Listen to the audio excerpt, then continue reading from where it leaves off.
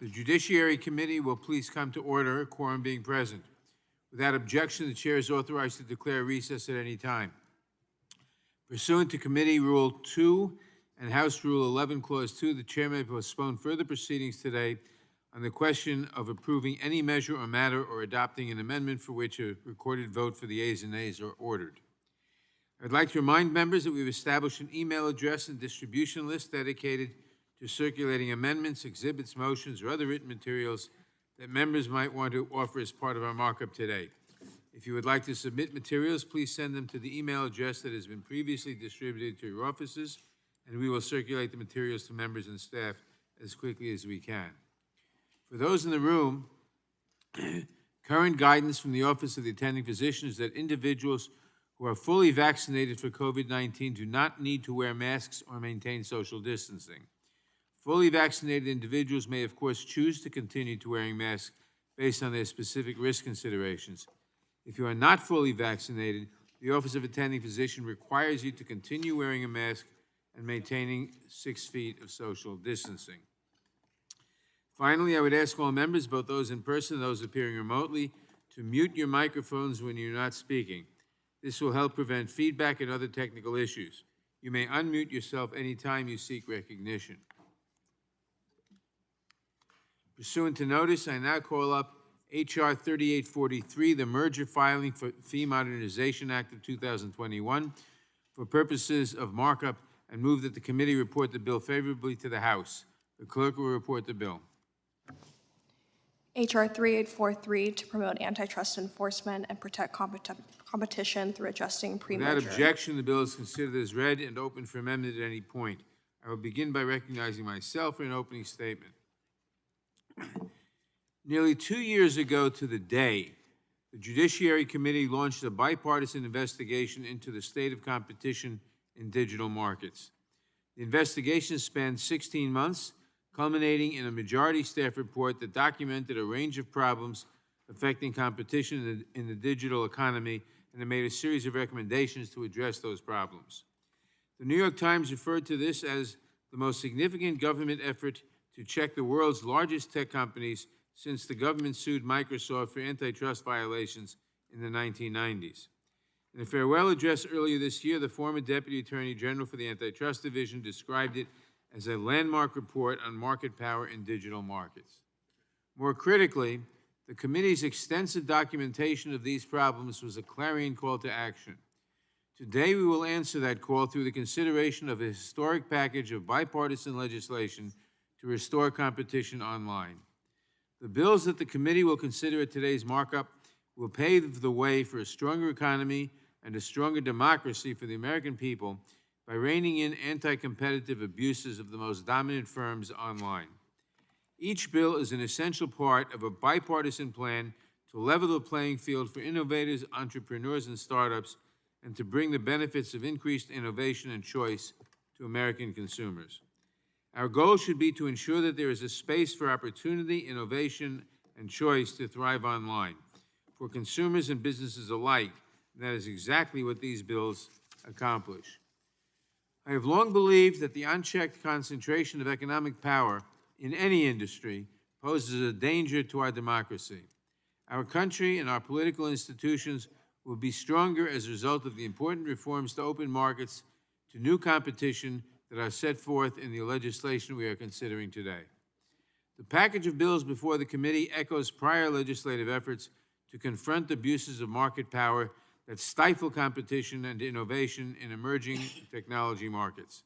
These efforts include the 1992 Cable Television Consumer Protection and Competition Act and the Telecommunications Act of 1996. As President Bill Clinton remarked during the signing of the landmark 96 Act, it was designed to promote competition as the key to opening new markets and new opportunities.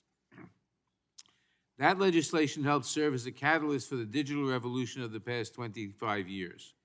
Similar to the legislation we are considering today, the Telecommunications Act established non-discrimination requirements, line of business restrictions, and interoperability and data portability mandates for the dominant firms of the day.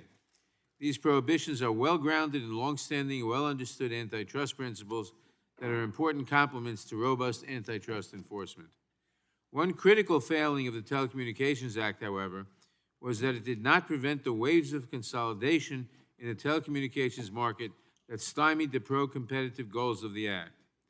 As a result of this consolidation, Americans pay higher prices for critical services like broadband internet, while millions remain on the wrong side of the digital divide because service is unavailable or unaffordable. That is why one critical piece of legislation that we are considering today, Congressman Jeffries' Platform Competition and Opportunity Act, will tighten merger review for covered platforms to help ensure that we do not repeat this mistake. Importantly, we are not alone in taking steps to rein in abuses by dominant online platforms. The United Kingdom, Australia, and the European Union are each considering significant updates to their competition laws governing the digital economy, motivated by the same concerns that give rise to the legislation we will consider today. For example, following a landmark report by the United Kingdom's Competition and Markets Authority, Great Britain has begun work on a new pro-competitive regime that is tailored to the most powerful companies in the digital economy. Today is the start of an opportunity for the United States to reassert its leadership role on this issue internationally. With this package of historic legislation, we have the opportunity to take control of our own destiny, to be a global leader in developing rules of the road for the digital economy. We cannot be complacent, and we cannot delay. I want to thank Chairman Cicilline for his work leading the investigation and the Antitrust Subcommittee on a bipartisan basis. We also want to thank Ranking Member Ken Buck and all the members of the subcommittee on both sides of the aisle for their dedication to this work, as well as the members of the committee who have contributed to the legislation we will consider today. The first bill we will consider is H.R. 3843, the Merger Filing Modernization Act of 2021. This legislation will ensure that the Department of Justice and the Federal Trade Commission have the resources they need to aggressively enforce the antitrust laws and to protect consumers and competition. We have not updated the merger filing fees in more than 2 decades, and the budgets for the antitrust enforcement agencies have not kept pace with the demands placed on them. Officials from both parties agree that these agencies need additional resources to perform their critical work. Antitrust enforcement and litigation is hugely expensive and time-consuming. For example, the monopolization cases the Department of Justice and the Federal Trade Commission filed last year against Google and Facebook, respectively, may take years to litigate. This bipartisan legislation, which passed the Senate earlier this month, will provide more funding for antitrust enforcement by increasing filing fees on the largest transactions while reducing filing fees on smaller transactions. The bill ensures that the mergers that are most likely to consume agency time and resources pay more than those that place less of a burden on the agencies. Providing the antitrust agencies with sufficient funding will ensure that they can effectively investigate and litigate cases to stop illegal mergers, to hold monopolists accountable for anti-competitive conduct, and to protect consumers. I want to thank Mr. Neguse and Ms. Spartz for sponsoring this important bipartisan legislation, and I urge all members to support it. I now recognize the ranking member of the Judiciary Committee, the gentleman from Ohio, Mr. Jordan, for his opening statement. Thank you, Mr. Chairman. Here's the question. Do we think House Democrats want to stop big tech censorship of Republicans, big tech censorship of conservatives? Remember, 3 months ago, 2 Democrats wrote a letter to big carriers encouraging them to take Fox News, Newsmax, One American News off their platform. Chairman Nadler, Subcommittee Chairman Cicilline, Democrat Conference Chair Jeffries, Democrat Policy Chair Neguse, all impeachment managers. Do we really think they want Facebook to put President Trump back on their platform? Actually, we know the answer to that question. They don't. Chairman Nadler said, I think Facebook was right. They have a right to ban the president, even though these big tech platforms allow the Ayatollah to put tweets on there. They have a right to ban the president. Mr. Chairman said that it's a right-wing conspiracy theory and a fantasy dreamed up by some conservatives. Maybe that's because he hasn't been shadow banned like Congressman Gates has or Congressman Nunes. Subcommittee Chairman Cicilline said, we don't need to develop a solution for a problem that doesn't exist. Big tech censors conservatives. These bills don't fix that problem. They make it worse. They don't break up big tech. They don't stop censorship. Let's look at the access bill. This is the one that's supposed to be the least problematic. Let's just run through the access bill, what this does, the power it gives to the Federal Trade Commission. Page 15 of that legislation, the FTC shall issue standards specific to each covered platform. Covered platform is defined. Online presence, 50 million users a month, 100,000 business users a month, and a 600 billion market cap. That currently includes Amazon, Apple, Facebook, Google, but I think it's soon to include Microsoft, Walmart, Visa, and who knows where it ends. What's the process for issuing these standards for a covered platform? Page 17 of the legislation. By establishing technical committees for each business. So not one technical committee that advises. There will be a technical committee for each covered platform. One for Amazon, one for Apple, one for Facebook, one for Google, and then one for each new business that's added and defined as a covered platform. How big are these technical committees? Page 18 of the legislation tells us the size of the technical committee is at the sole discretion of the FTC. So whatever it can be, it could be 10 people, it could be a handful of people, it could be, I don't know. It's totally up to the FTC. Who's on these technical committees? Page 20. Page 20 of the legislation tells us 3 categories: competitors, people from advocacy groups and independent academics, and then someone from the National Institutes of Standards and Technology. Which sort of raises the obvious question, who runs the FTC? Until last week, the acting chair was Ms. Slaughter. Ms. Slaughter, who said it is, quote, perfectly appropriate for us to use antitrust enforcement tools to right the wrong of systemic racism. Wow. The new chair last week, Ms. Lena Khan, previously worked for Chairman Nadler, Subcommittee Chairman Cicilline, and House Democrats on the Judiciary Committee. So the person who helped write the bills that give all the power to the FTC now is going to run the FTC. Such a deal. The Federal Trade Commission, run by Biden Democrats who want to fix systemic racism, set up special government committees of whatever size they want, technical committees made up of your competitors, advocacy groups, and academics. Or in other words, people who want your business to fail, Soros-backed individuals, and someone like Senator Warren.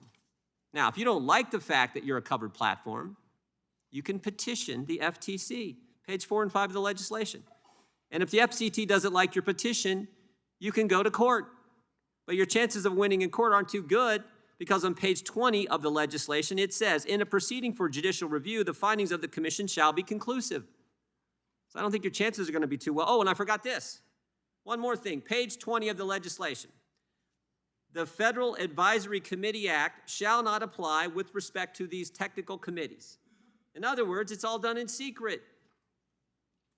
The Federal Advisory Review Act doesn't even apply. So secret technical committees for each business made up of left-wing individuals, advocacy, someone from academics, independent academics, that's who's going to decide. Now, do you really think the individuals running the FTC, again, as I said before, want Facebook to let President Trump back on? Do they want Twitter to stop shadow banning Matt Gaetz? A few months ago, Democrats brought in front of the committee a newspaper bill in front of this committee. The bill that would have allowed big tech and big media to collude. We had a great hearing on that. They've dropped that bill. Great hearing. I thought the witnesses pointed out the concerns with that legislation. Today we have bills that aren't big tech and big media working together, but big tech and big government now marrying up and working together. And frankly, we've already seen this. We've already seen this.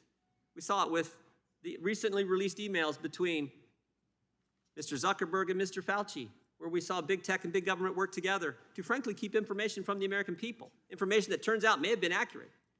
So that's our concern overall with the package. There are some bills that, okay, maybe all right, but overall the power this gives to the FTC, big tech working together with big government, doesn't address the issue of breaking these companies up, doesn't address the issue of censorship, which so many Americans are concerned about. That is our concern. We're going to have a number of amendments, Mr. Chairman. I know you guys have several amendments on your side as well. I look forward to a robust debate and as we move forward. With that, I yield back. Thank you. I now recognize the chair of the Subcommittee on Antitrust, Commercial, and Administrative Law, the gentleman from Rhode Island, Mr. Cicilline, for his opening statement. Thank you, Mr. Chairman. Before I turn to the historic bipartisan legislation the committee will consider today, I want to take a moment to reflect on the comprehensive and painstaking investigative and oversight work that the subcommittee completed over the past 2 years. By every measure, the committee's digital markets investigation stands as one of the most extensive and in-depth antitrust investigations in the history of Congress. We launched our bipartisan investigation in June 2019. Since then, we held a total of 10 legislative and oversight hearings and 17 member roundtables and briefings. We heard direct testimony from the CEOs of Google, Amazon, Apple, and Facebook for nearly 6 hours. All told, 56 witnesses testified before the subcommittee or committee. We interviewed more than 240 market participants and received written submissions from 60 leading antitrust experts and scholars. We collected nearly 1.3 million documents from the investigated companies, third parties, and antitrust enforcement agencies. In October of 2020, the subcommittee issued a 450-page investigative report setting forth specific and concrete recommendations for a path forward.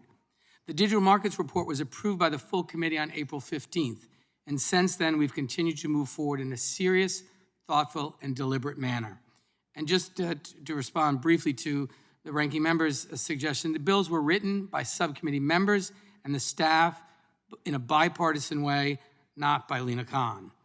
On June 11th, we introduced each of the 6 pieces of legislation that we will consider today, both on process and substance. From June of 2019 through today, I am immensely proud of the Antitrust Subcommittee's effort. The legislation the committee will consider at today's markup is essential to build a better online economy with opportunity, innovation for consumers, workers, and small businesses. These bills are a direct and measured response to the competition problems we identified in our investigation and documented in our comprehensive report. The digital marketplace suffers from a lack of competition. Many digital markets are defined by monopoly or duopoly control. Amazon, Apple, Facebook, and Google are gatekeepers to the online economy. They bury or buy rivals and abuse their monopoly power, conduct that is harmful to consumers, competition, innovation, and our democracy. In testimony, submissions, and numerous interviews with subcommittee staff, businesses of all types and sizes described how dominant platforms exploit their gatekeeper power to charge exorbitant fees, advantage their own products and services, impose oppressive contract terms, and extract valuable data from the people and businesses that rely on them. Over and over, words like fear, bullying, and hardship came up in interviews.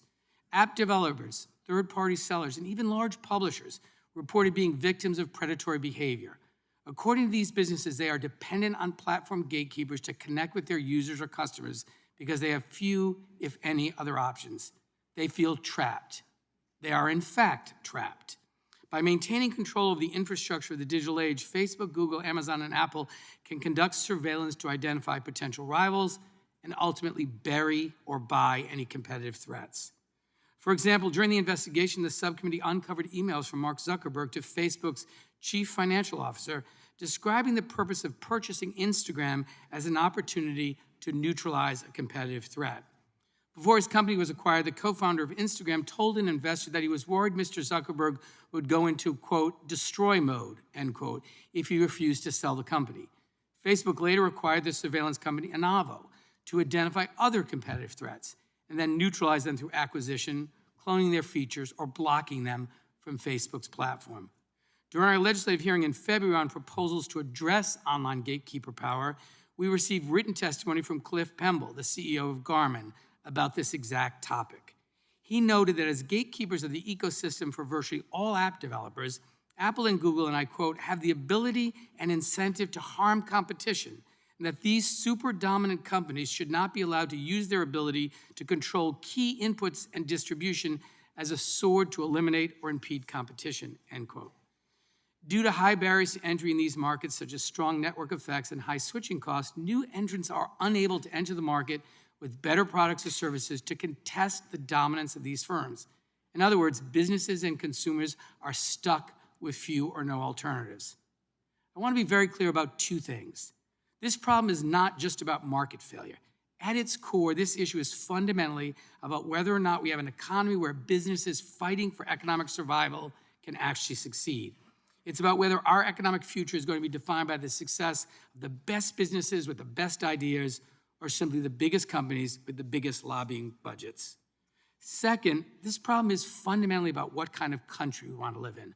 A country where Congress actually works for the people to tackle the major problems of our time, or a country where Congress does nothing in the face of the confusion, doubt, and delay caused by the same unregulated tech monopolies that want to see absolutely nothing change. America has had enough. According to multiple surveys over the past year, Republicans and Democrats agree on an overwhelming basis that these companies have too much power and that Congress must curb their dominance. As Chairman Nadler has said, we must answer that call. Today's legislative package is the start of that effort. And I want to just particularly acknowledge the members of the subcommittee on both sides of the aisle for the seriousness in which they have conducted this work and the report that was generated and the legislation that we're considering today.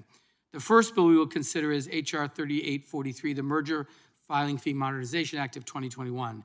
This is a common sense bipartisan legislation that will provide a much needed update to the fee schedule for mergers that require review by the Federal Trade Commission or the Department of Justice. This bill updates merger filing fees for the first time in more than 2 decades to ensure that our antitrust agencies have the resources they need to enforce the law against the wealthiest companies the world has ever known. The updated fee structure ensures that companies proposing the largest transactions will pay more because these transactions are likely to consume more agency resources. On the other hand, companies with transactions under $500 million will pay less under this bill than they currently do. Earlier this month, this legislation was adopted by the Senate. It was previously approved by a voice vote in the Senate's Judiciary Committee. And I want to thank Mr. Neguse for his leadership on this legislation, and I encourage my colleagues to support this bill, and I yield back. Gentleman yields back. I now recognize the ranking member of the Antitrust Subcommittee, the gentleman from Colorado, Mr. Buck, for his opening statement. Thank you, Mr. Chairman.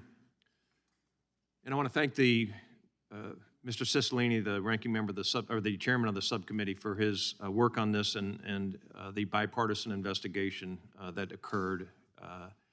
The bills we introduced over a week ago are the culmination of an 18-month-long bipartisan investigation into the monopoly power of big tech. Throughout the investigation, we heard firsthand the gross abuses of Amazon, Apple, Facebook, and Google, and how they engaged in using their market-dominant positions. These monopolists routinely use their gatekeeper power to crush competitors, harm innovation, distort, and destroy the free market, and silence conservatives. This legislation represents a scalpel, not a chainsaw, to deal with the most important aspects of antitrust reform. We are giving the Department of Justice and the Federal Trade Commission the tools they need to restore the free market, incentivize innovation, and give small businesses a fair shot against oligarchs like Jeff Bezos and Mark Zuckerberg. Amazon, Apple, Facebook, and Google are already spending millions of dollars on lobbyists in the DC swamp to fight us. They have spread lies about these bills, calling them communist in one breath and arguing they won't actually break up big tech in the other. These bills are conservative. One of them has been introduced by Senator Mike Lee. Several of these bills are supported by Senators Cotton, Grassley, and Cruz. And these bills include co-sponsors like Representatives Cawthorn, Gooden, Gosar, and Donalds. Tucker Carlson recently voiced his support for these bills on multiple Fox News segments. Big government created big tech monopolists through antitrust amnesty. The conservative thing to do is to hold big tech accountable.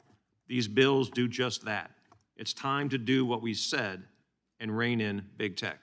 And I yield back. Gentleman yields back. Without objection, all other opening statements will be included in the record. I now recognize myself for purposes of offering an amendment in the nature of a substitute. The clerk will report the amendment.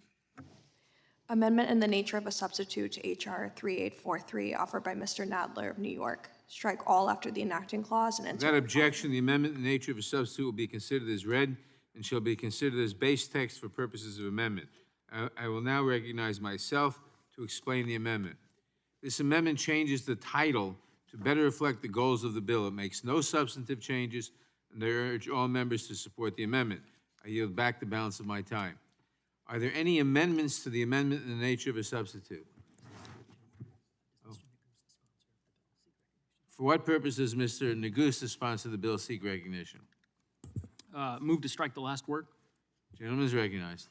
Thank you, Mr. Chairman, for your leadership, and I want to, in particular, thank the chairman of the subcommittee, Representative Cicilline, and the ranking member, Mr. Buck, for their leadership as we embarked on a very thorough and comprehensive 18-month investigation into the concentration of power within the digital marketplace. I think the bills we are considering today are important, and I know we are going to have robust debate and certainly look forward to that debate today.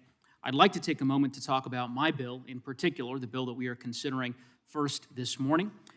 This bill, in my view, is a clarion call to our regulators, to our enforcement agencies, namely the FTC, to step up and do what is necessary to protect our small businesses, to protect innovation, to protect consumers, and ultimately to protect our economy.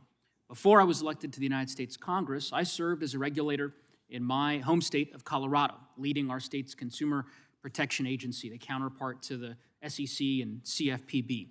And that experience certainly gave me the underpinning in terms of the knowledge of knowing just how important it is for our regulators and our enforcement agencies to have the resources that they need to do the job that they are charged to do under the law.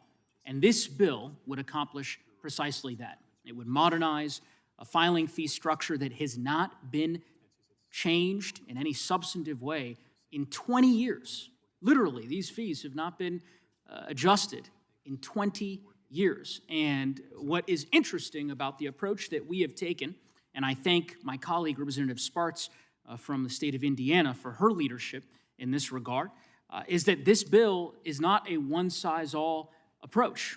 It increases the fees on substantial mergers of transactions that total over $160 million, but lowers the filing fees for small businesses. That, to me, is a common sense, reasonable, prudent approach that ultimately will ensure that the FTC has additional resources to be able to do the job, as I said, that they are charged to do under the law. This is a bipartisan bill. It passed the United States Senate unanimously. Senator Klobuchar and Senator Grassley led the charge in the Senate. I would hope that every member of this committee, Republican and Democrat, would agree that lowering fees for small businesses is a good step forward. And with that, Mr. Chairman, I would implore my colleagues to vote in favor of both this amendment and ultimately final passage of the bill. And with that, I would yield back. The gentleman yields back. For what purpose does Ms. Spartz, lead sponsor of this legislation, seek recognition? To strike the last word? Gentlelady is recognized. It's a very difficult and challenging topic, and I'm glad to see the conversation because we have to acknowledge we do have monopoly, oligopoly in a lot of sectors of our businesses, and we task FTC, Department of Justice, to be enforcers, to promote competition. So what this bill does, we're going to have a lot of debate, and I know we're talking about the package, but I want us to be look on a standalone basis. Is it a good legislation? Can we agree on it or not? Without getting in the whole debate, because there are a lot of things that I agree, disagree, but I have to applaud my colleague not to put these omnibus bills, which it's hard to find a reason to vote yes for them. You know, it's much easier to vote no, but actually put it in the pieces so we can have a deliberation. I just wanted to clarify what exactly this particular bill does. I know that FTC has been criticized in recent years for failing to be an effective enforcer, dealing with illegal and anti-competitive behaviors. We know that litigation costs skyrocketed. This functions become more complex, business structure become more complex and new. So it's more, they have to use a lot more experts. We also, a lot of critics argues that they're not really doing a good job to move in more cases through the legal system, through the court system, in order to clearly establish the limits of the law, and instead of they just do some unadjudicated and negotiated consent decrees. And that's really what we want. We also know that, in the last 40 years, FTC has 30% less employees, but economy increased 3 times. So definitely we have to look how we can make this agency more effective.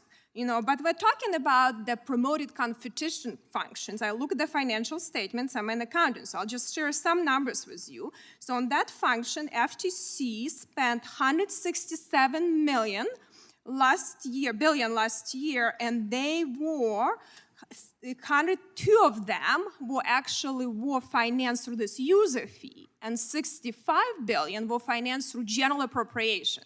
So what this bill hopefully will do will adjust more user fee finances of the functions they have to do. Also, if we look at that, the bill actually reduces the filing the fee for most of, for any company under 1 billion. So as of right now, it's about by 25 to 50%. So it's about from 0.05% to 0.13%. Where now it will be from 0.02% to 0.5%.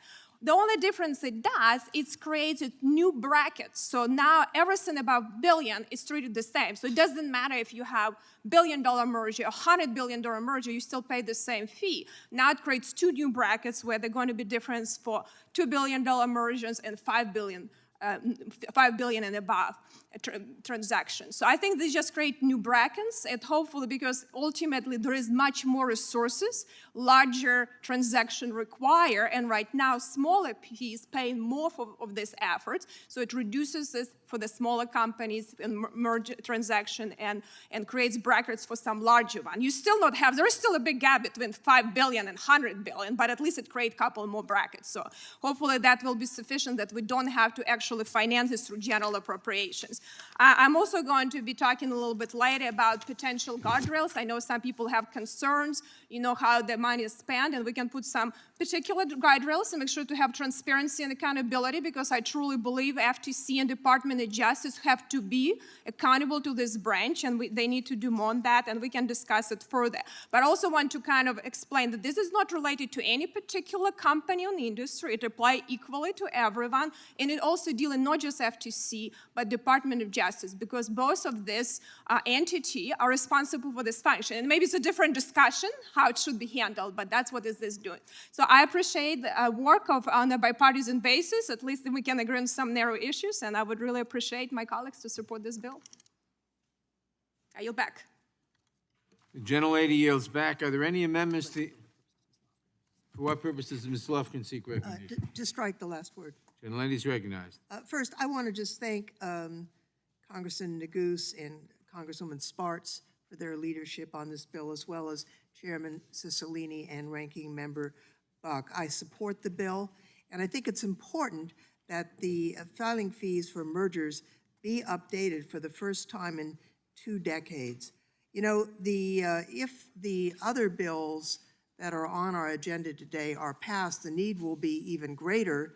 The Access Act alone would require a major increase in the FTC's budget and capacity, far beyond the privacy lawyers it has on staff today. The FTC only has 1,131 employees today.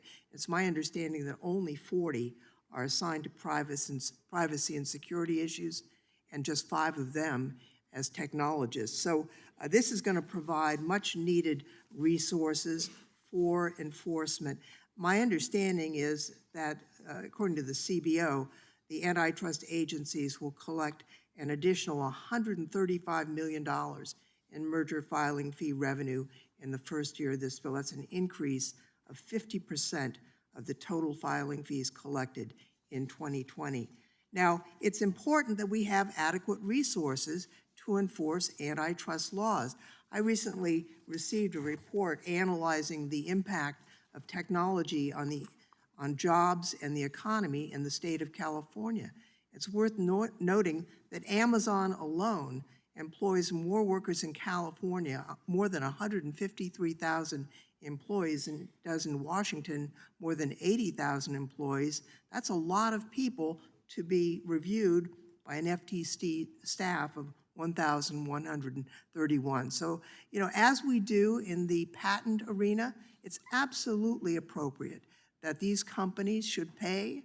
The antitrust laws are part of the environment that allows our economy to flourish, and they should be charged an increased fee. And I want to thank the committee for taking this bill up. I have a number of concerns about the details of some of the other bills, which I will raise in the appropriate forum, but all of us believe that we ought to have a vigorous competition and economy that serves the American public, and this filing fee bill is part of that effort. And with that, Mr. Chairman, I'd be happy to yield back. The gentlelady yields back. For what purposes Mr. Roy seek recognition? I thank the chairman. Move to strike the last word. Gentleman is recognized. Have an amendment at the desk. Clerk will report the amendment.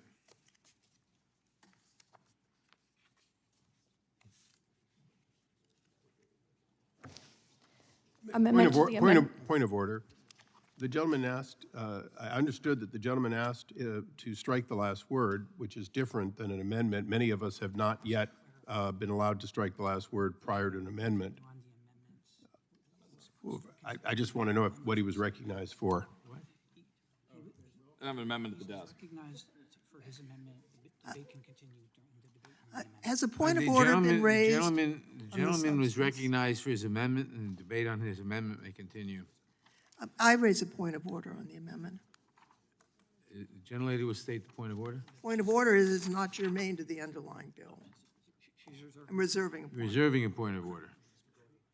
Okay, Mr. Roy is recognized. I thank the chairman, and I want to take a moment to The clerk will report the amendment. Amendment to the amendment in the nature of a substitute to H.R. 3843, offered by Mr. Roy of Texas. Page 4, line 2, strike there, and insert A there. Page 4, after line 7, insert the following: none of the funds authorized in this act may be used to promote critical race theory or any other policy that discriminates based on race, including through rulemaking or selective enforcement. The gentleman is recognized to speak on the amendment. just kind of warming up here. Appreciate that, Mr. Chairman. I first want to just take a moment to say that I appreciate the work of the chairman, the ranking member on the subcommittee, Mr. Cicilline, Mr. Buck. I appreciate that we're here and that there's a bipartisan recognition of the concerns we have with the power of large corporations, particularly with respect to privacy, with respect to competition, and making sure that we have a robust free market.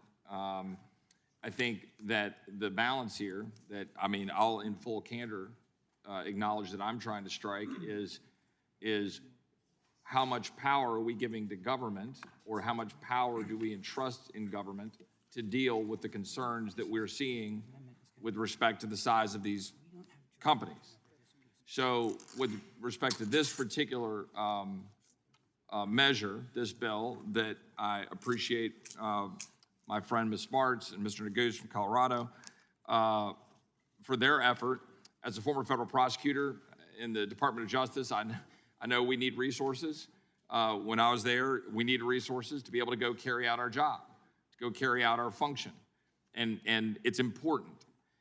I think one of the concerns that I know a number, at least of my colleagues, at least on this side of the aisle, have is when we empower those in the FTC, the Department of Justice, or any other agency, what are they doing with that power? And I think that's a core question here. So I'm conflicted. I will acknowledge being conflicted here. I co-sponsored this because I do recognize that we haven't adjusted fees since 1985. I like the fact that this equalizes a little bit and puts more of the fees into bigger companies and reduces the fees for smaller companies and acquisitions. And it's self-funding. And we've talked about the patent office model and others. I think those are good steps forward.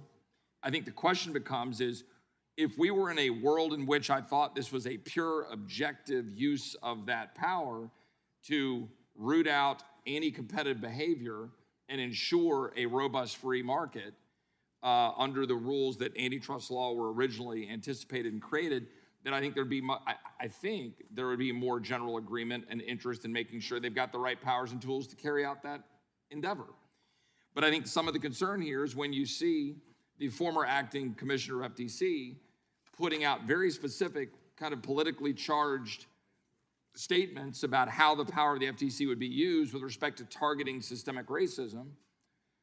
And all of us oppose racism and want to make sure that we're rooting that out of society appropriately. But when you talk about the power of the FTC or the power of the Department of Justice, and then targeting companies based on those ideas, and then when you see what those ideas end up looking like in practice, in our education system, in corporate America, and then you say, well, what is the FTC going to use their power to do? Who are they going to go after, and for what reasons?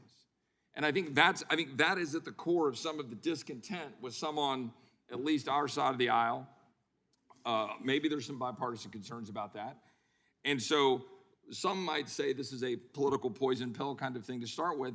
I would say this is a very sincere issue about an issue that I have grave concern about when we look at the language with at least the acting FTC commissioner, obviously now no longer in that role, saying that they're prioritizing investigations that address systemic racism, as opposed to looking through the lens of, are these businesses engaged in anti-competitive behavior? Are these businesses restricting free enterprise in the free market, which is what we're supposed to have with respect to antitrust laws. So with that, I offer this amendment to just simply say that we want to make sure that these dollars are being used clearly for antitrust enforcement and not to advance any agenda outside of that lane. In particular, in this instance, an agenda tied to critical race theory or systemic racism. And with that, I would yield back. Does the gentlelady withdraw her reservation? I believe the amendment is not germane, Mr. Chairman, for two reasons. First, it relates to what the FTC may do, which is under the jurisdiction of the Energy and Commerce Committee, not the Judiciary Committee. And secondly, it relates to the substance of what enforcements can be taken, which is nowhere in the base text of HR 3843. So I believe the amendment is not germane. The gentlelady yield? Does Ms. Sure. Well, we're addressing an important issue of fees in this committee and how those fees are collected and then therefore how those fees are used, right? We're suggesting we should increase those fees. So how can it not be germane to say, hey, hold on a second, some of us would support increasing the fees under certain conditions and then condition those fees. That seems facially germane. Reclaiming my time, if you will, directing your attention to the actual bill, nowhere in the bill does it relate to the nature of the enforcement. It has only to do with the fees that will then be directed to the enforcement agencies. That's why the amendment is not germane. Would the gentlelady yield? Certainly. We're offering in this bill a fee increase, and now we're amending to say these fees should be limited to the appropriate use. Well, reclaiming my time, it may be possible that this amendment would be germane to one of the other bills before us. I just don't believe it's germane to this bill. Maybe that's what makes horse races a difference of opinion. With the gentlelady? I would yield back to I would yield to Mr. I thank the gentlelady for yielding. I think there's kind of two questions. The funds in this legislation aren't limited to dealing with, the fee increases in the funds aren't limited to dealing with the covered platforms. They can be used for anything and everything, as the gentleman from Texas has pointed out.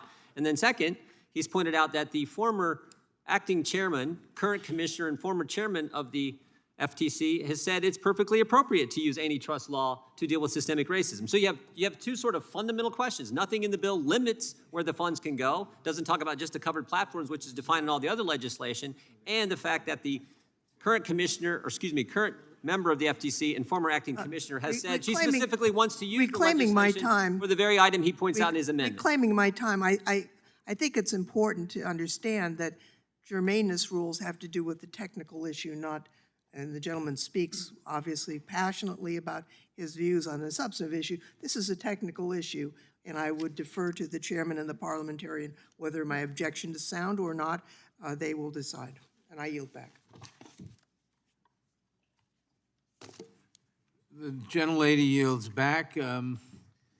parliamentarian informs me that it's partially germane and partially not germane. So I'll allow it. Mr. Chairman, Who Move seeks to strike the recognition? last word. Who is that? Move to strike the last word. The gentleman is recognized. Thank you, Mr. Chairman. I'm very happy that that's partially germane. I'm also very happy that's the first time I've heard a parliamentarian give that ruling. Hopefully, there'll be many more to come. First of all, a question was asked that's very good. What part is germane, if I can inquire? So I'll speak on the germane part. The limitation have to do with antitrust matters that the FTC does. The portion of the amendment that has to do with antitrust matters that the FTC handles. Excellent, thank you. Mr. Chairman, I could offer a lot of amendments to this bill, but it's clear that it has a lot of momentum. I'd like to take my few moments to opine on 2 points. One is that I do believe that, like will be brought up by others, that we have not truly thought about the fee creation structure consistent with the need. And I'll just give you 2 examples. As one of the minority of people here who have paid those fees for acquisitions in companies over the years, all of them post-1985, I'm sensitive to the fact that they were not indexed for inflation. But what is not indexed for the inflation is a company who does an $80 or $90 million acquisition who are now going to lower a 1985 fee. And I would opine that if we were to, regardless of what happens to this bill today, if we were to study it and the cost at the FTC and have a rulemaking process that says each category should pay its own way, I don't believe we would necessarily be lowering fees for a $90 million acquisition. I think that's one of the challenges that, that we're facing is in our rush to raise on the fat cats and lower on others. The question is if people that were here, actually quite frankly, before almost anyone in the room in 1985 thought a price was reasonable, why is it reasonable to be less in today's dollars? If I'm roughly right, since 1985, probably you've had about 100% inflation. So the fact is that people have already received a reduction in constant dollars over these decades. So one of my challenges Would is— the gentleman yield? Of course, Mr. Chairman. I simply don't understand one thing. All your comments are relevant to the merits of the bill. I don't see how they are relevant to this amendment. But, Mr. Chairman, I would try to strike the last word before this amendment got put in. I didn't get an opportunity, but I do appreciate that you picked that up almost immediately. So, Mr. Chairman, I do not expect to offer the amendment on that, but I do believe that in the days, weeks, months, and years to come, that this committee should look at how the PTO does its fee arrangement with the idea that a full funding mechanism for the effort, but one that is more flexible as to large and small acts, rather than us picking arbitrary numbers. And in this case, I think as much as I would always have been one of those small businesses for purposes of this bill, I don't believe that my companies would need a reduction from a 1985 amount if, in fact, what we believe is we need more money total. So sometimes you have amendments, sometimes you have comments. Mr. Chairman, my comment as a businessman of many years and one who has done dozens of acquisitions, at least as a board member, I think that we didn't quite get this right. And in closing, with my last 50 seconds, we don't have the jurisdiction to do this, but quite frankly, the Federal Trade Commission should be a 3-3 commission and no longer a polarized commission that keeps changing between presidents. That belongs, I believe, to the Energy and Commerce Committee, but I strongly recommend that in the days to come, that members here think about when the next president comes in, do we want to have made the Federal Trade Commission less of a tool of each administration and more of a sustaining tool against antitrust? And with that, I yield back. Mr. Chairman? The gentleman yields back. For what purposes? Ms. McBath seek recognition. Thank you, Chairman Netler, and thank you, Subcommittee Chair Cicilline, Congressman Neguse, and Congresswoman Sparks. My remarks are very simple and very, very easy, and I just want to thank you all so much for bringing this bipartisan legislation to get more resources to the FTC and the Antitrust Division of the Department of Justice. And as Commissioner Rebecca Kelly Slaughter told us in the past, told the Antitrust Subcommittee in March, that the FTC is always looking to use resources as efficiently as possible, but it needs more resources to be able to keep up with the demands of the work. And so we can't cut corners here. And when it comes to protecting consumers and promoting a competitive economy, that is our responsibility to do so.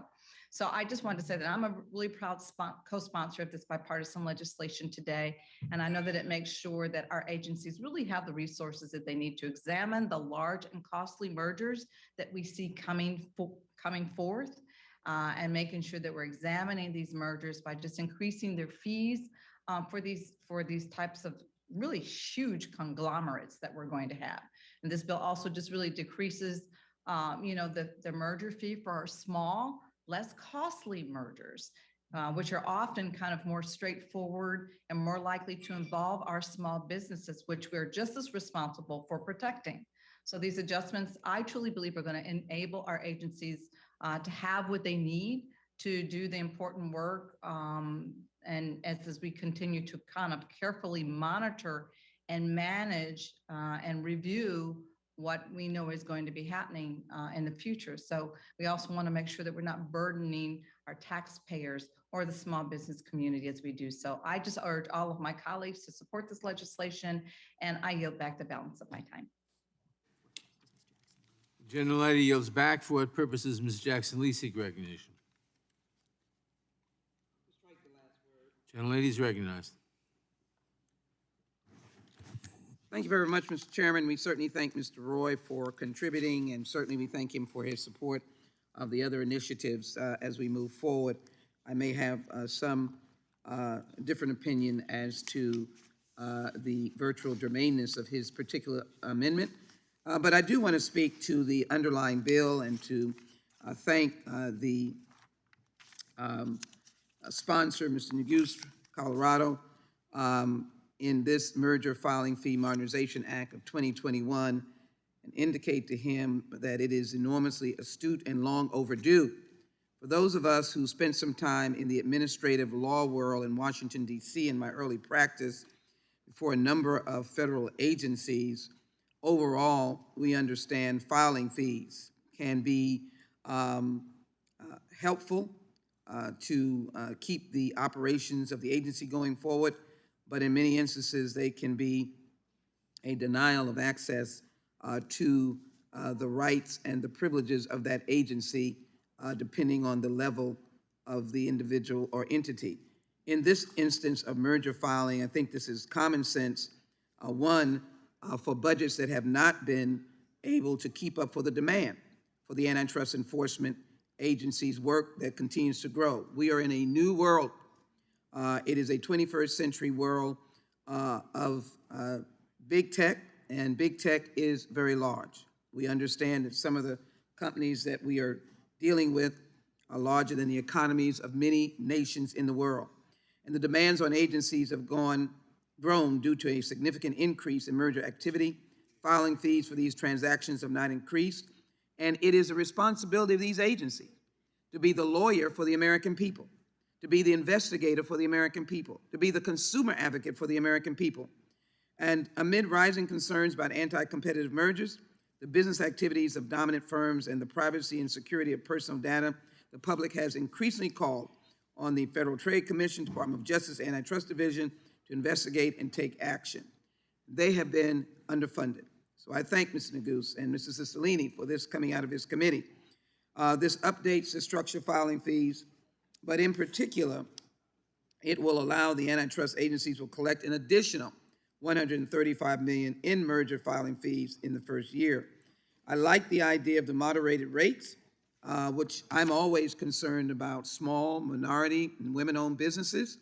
And in this instance, these might not be very small, but the decrease that is required based upon the deal under $500,000, I think opens up a lot of opportunities, and also the capping of what the ultimate fee would be.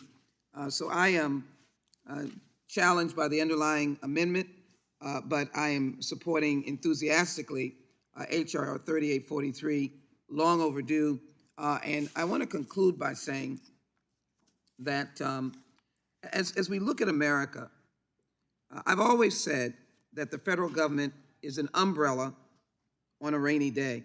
That means that the American people look to the federal government when they don't even know that they do. We certainly know in disasters that we immediately seek help from the federal government. But in our normal day-to-day functioning, the American people realize that someone is in the gap, some lawyer is standing there to watch what is going on to protect their resources, the ability to be impacted negatively by anti-competitive forces. They have a lawyer that will provide the representation for them. That's what the Filing Fee Modernization Act will contribute to, and I thank my colleagues for this legislation, and I rise to support it. With that, I yield back to the committee with the last sentence of my challenging understanding of the present amendment, but I thank the gentleman for offering it. With that, I yield back. Gentlelady yields back. For what purposes Mr. Jordan seek recognition? Thank you, Mr. Chairman. I'll be quick. I think the amendment raises the basic question, maybe the fundamental question. How's the FTC going to use the money? Are they going to use it for what we're also, hoping they use it for, dealing with making sure there's competition, making sure they deal with big tech, or are they going to use it for other things? Other things like the gentleman points out in his amendment, critical race theory. It's a fair question because we know the statements made by the former commissioner, current member of the FTC. So it's a basic question. Vote yes on this amendment, and we all send the message, we want the FTC, with this increased money that they're going to get from this merger fee change, we want them to deal with big tech, to promote competition, to do what they're supposed to do. Simple. That's the basic question. With that, Mr. Chairman, I yield back. Mr. Chairman. Gentleman yields back. For what purposes Mr. Cicilline seek recognition? Mr. Chairman, seek recognition in opposition to the amendment. Gentleman is recognized. I want to first thank Mr. Roy for his remarks, and I know he's not making them just in this committee. He made them last night on the floor of the House, and I know Mr. Buck and I both appreciate the seriousness with which you're approaching this work. I just want to say that the amendment, I was startled a little bit to hear the ranking member say how they're going to use the money. The ranking member has called for Facebook to be broken up. That will be one of the most expensive cases in FTC history, and they will need resources to do it. The competition mission of the Federal Trade Commission is to prevent or stop anti-competitive business practices and enhance informed consumer choice in the marketplace. The agency accomplishes this goal by identifying illegal practices and stopping and taking action against those illegal practices. The mission of the Antitrust Division at the Department of Justice is to promote economic competition through enforcing and providing guidance on antitrust laws and principles. In recent years, it's become clear that our antitrust enforcers need additional resources. Leadership of our antitrust agencies from both parties have explained in oversight hearings that they need additional resources to sufficiently enforce the antitrust laws. Amending this legislation to restrict how antitrust agencies can use funds for merger filing fees is really unnecessary and counterproductive. The budgets of our antitrust enforcers are already stretched beyond their limits. Instead of fighting to protect consumers and competition and stopping anti-competitive conduct at every turn, budget constraints are forcing them to pick and choose whether and how aggressively to enforce the laws. Aggressive enforcement of our anti-monopoly laws and our merger laws is critical. For example, providing the antitrust agencies with sufficient resources will enable them to investigate and take action to address monopolization and illegal mergers in healthcare markets that increase healthcare costs on all Americans. Enforcers will be able to protect small farmers from anti-competitive practices in the agriculture industry, just to name a few. So I urge my colleagues to reject this amendment to support the underlying bill. And I would just note in closing that Mr. Issa raised concerns about how these fees may fare over time. I just would hope that the fact that they are indexed to inflation will bring some comfort, and I yield the balance of my time to Mr. Neguse. Would the gentleman yield? Thank you, Mr. Chairman. I would just echo your sentiments. I appreciate that my colleague from Texas, Representative Roy, is passionate about this subject. I would just simply say this amendment is unnecessary and would remind the committee again that this bill passed on a unanimous basis through the Senate Judiciary Committee and ultimately was adopted by the full Senate. And for those who wonder who serves on the Senate Judiciary Committee, it includes senators such as Ted Cruz, Mike Lee, Josh Hawley, Lindsey Graham. All of them unanimously approved the legislation that we are considering right now. So again, I would hope that my colleagues would support this important bill, which I think is certainly a prudent step forward. And with that, I would yield back the balance. The gentleman yield? I would yield to the gentleman from, I'll yield back to the subcommittee chairman. I yield to Mr. Raskin. Thank you, Mr. Cicilline, and I want to salute you and Mr. Neguse for your great leadership on this. And thank you, Mr. Neguse, for pointing out that this is all passed on the Senate side on a strong bipartisan basis. And I just wanted to mention to my friend, Mr. Roy, that this is indeed unnecessary because there's nothing in the bill that is designed to promote any theory, any academic theory, any political philosophy in the world. And there's something strange and perhaps unconstitutional about pulling one theory out and saying that this will not be the subject of any of the funding when there's no theory that's being funded by it, whether it's free market theory, anarcho-syndicalism, critical race theory, Darwinism, neo-Darwinism, anti-Darwinism, paleo-conservatism, progressive liberalism, classical liberalism, none of it. And do we have to go down a list of every political, moral philosophy and theory in the world that's not the subject of the collection of money? So I think that this is a distraction from what we're doing here. It's unnecessary and arguably unconstitutional as a form of First Amendment viewpoint discrimination, just to pull out one theory to target in this way. But luckily, it's not necessary. None of the money being raised here goes to any theory at all, to I don't know, if there are conferences that support different theories in academia, none of them will be funded this way. I yield back, Mr. Chairman. The gentleman yields back. For what purposes does Mrs. Swalwell seek recognition? Thank you, Chairman. I move to strike the last word. Gentleman is recognized.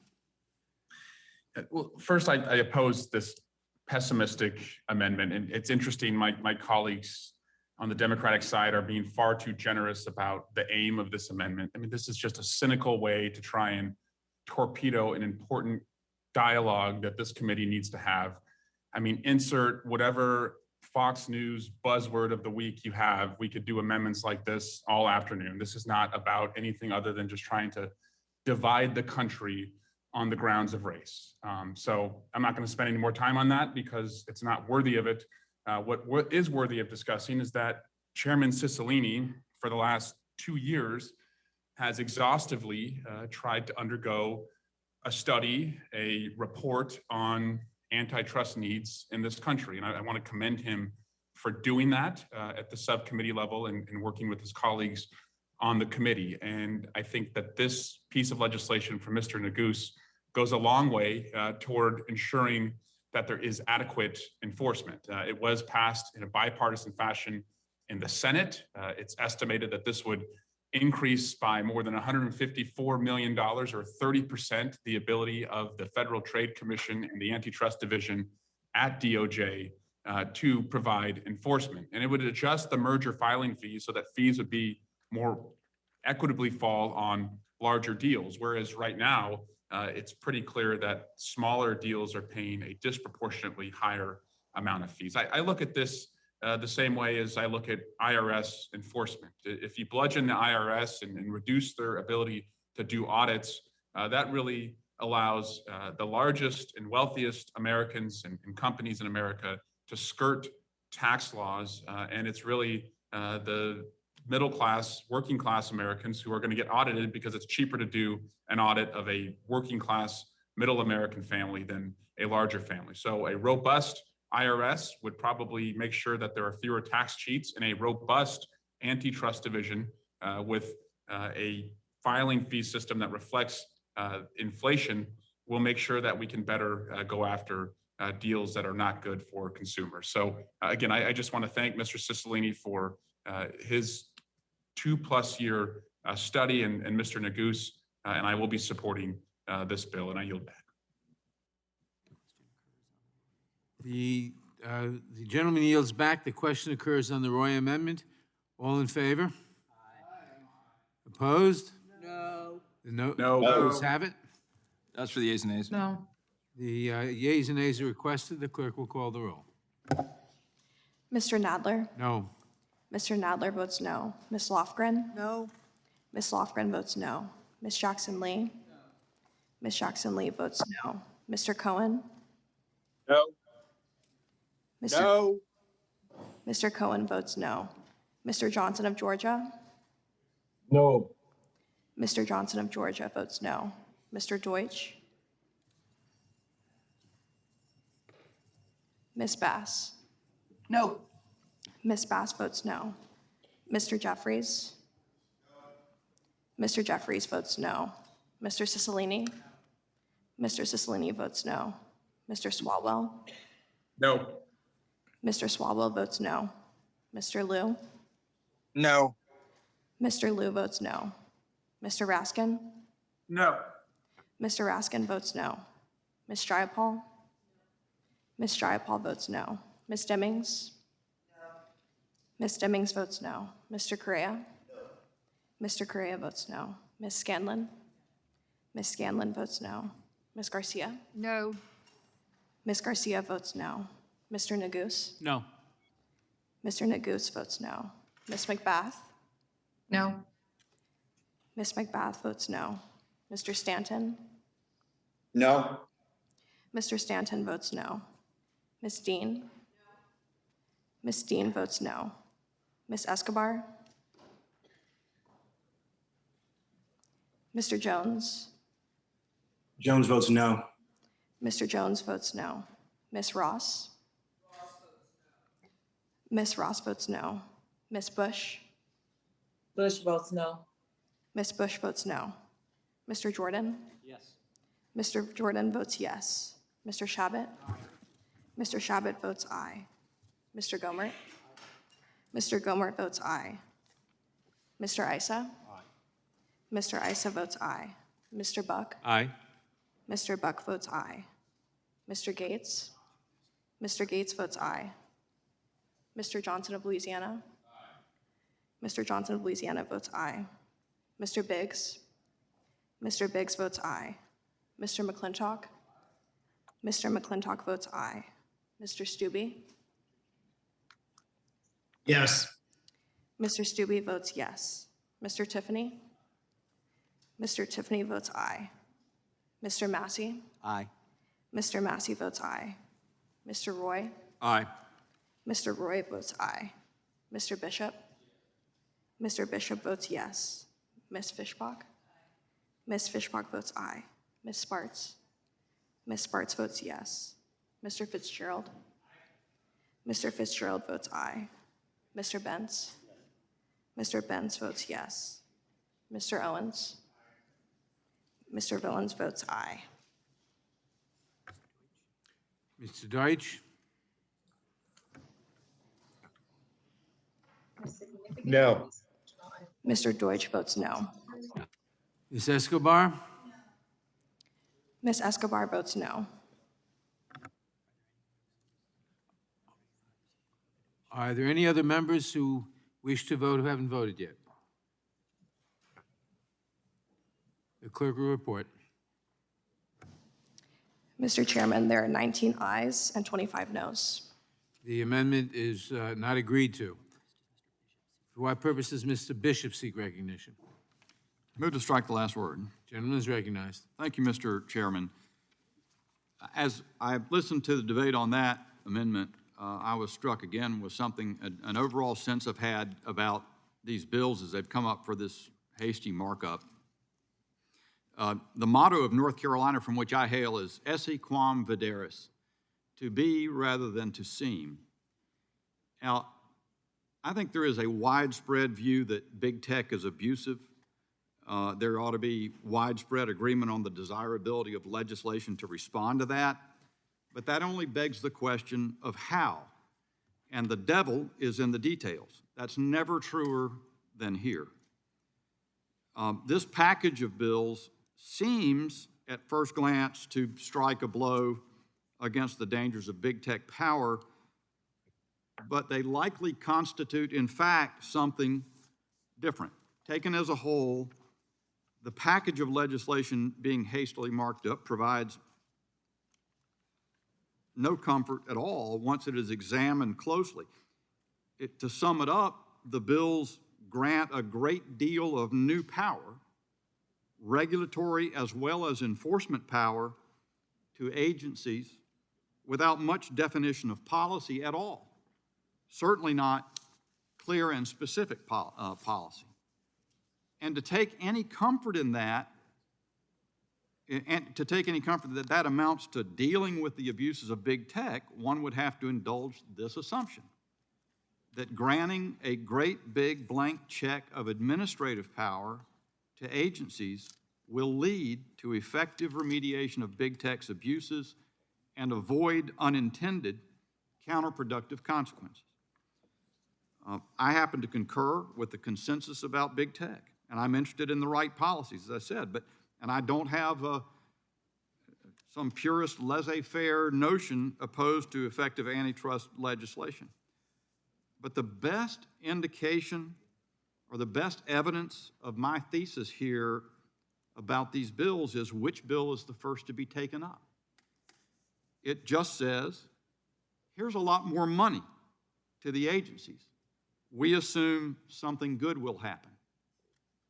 And to that point, it's completely undefined, and hence that's why Mr. Roy's amendment was germane, to start trying to pick out things that you shouldn't do with it.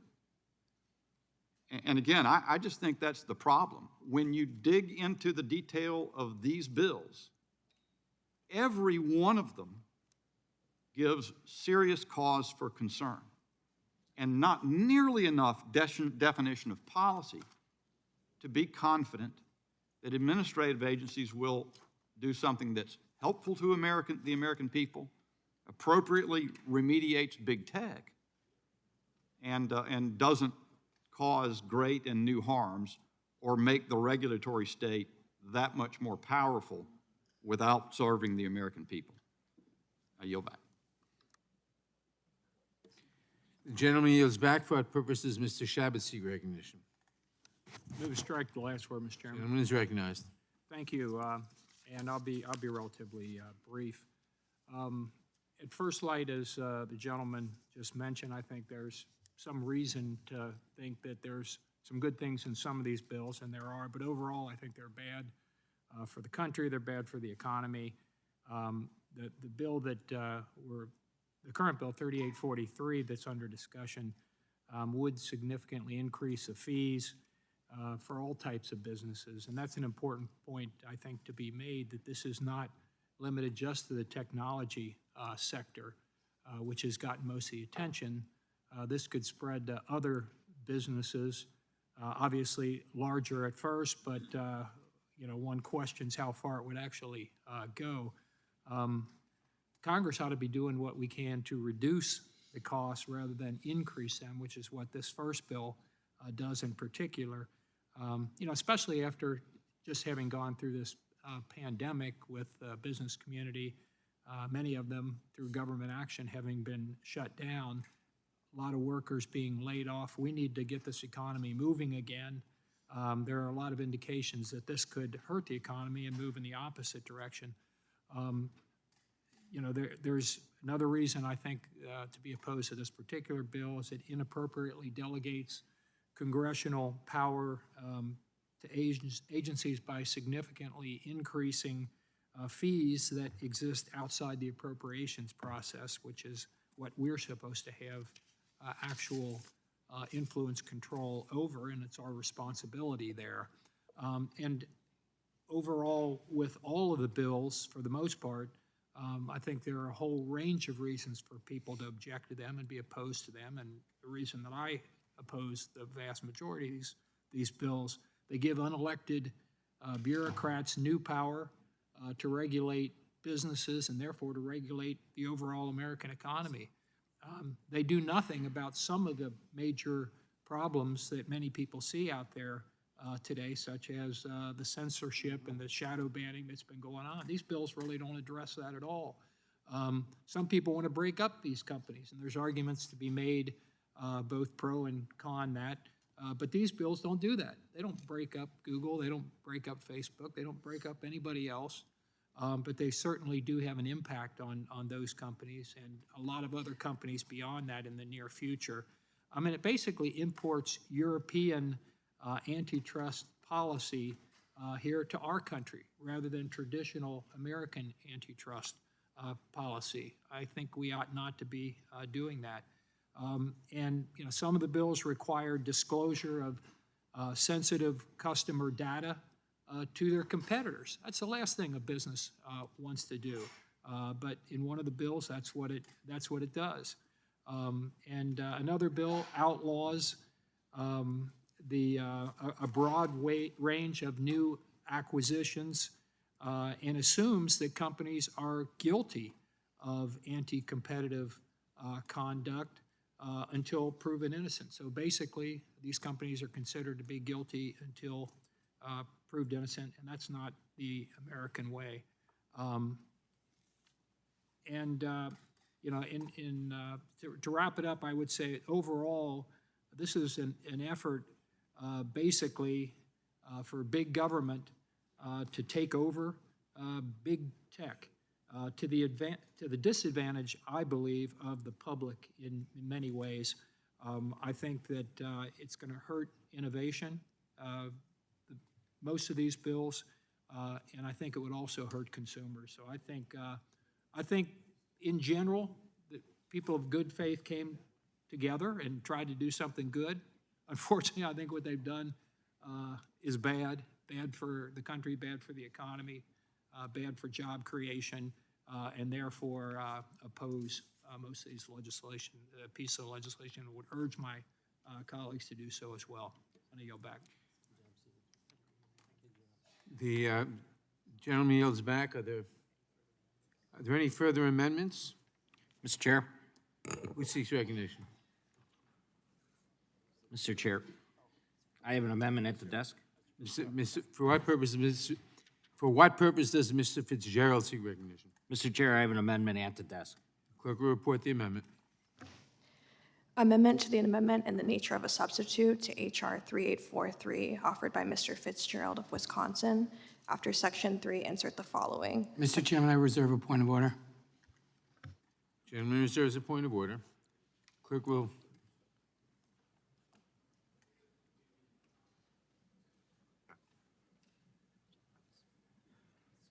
The gentleman is recognized.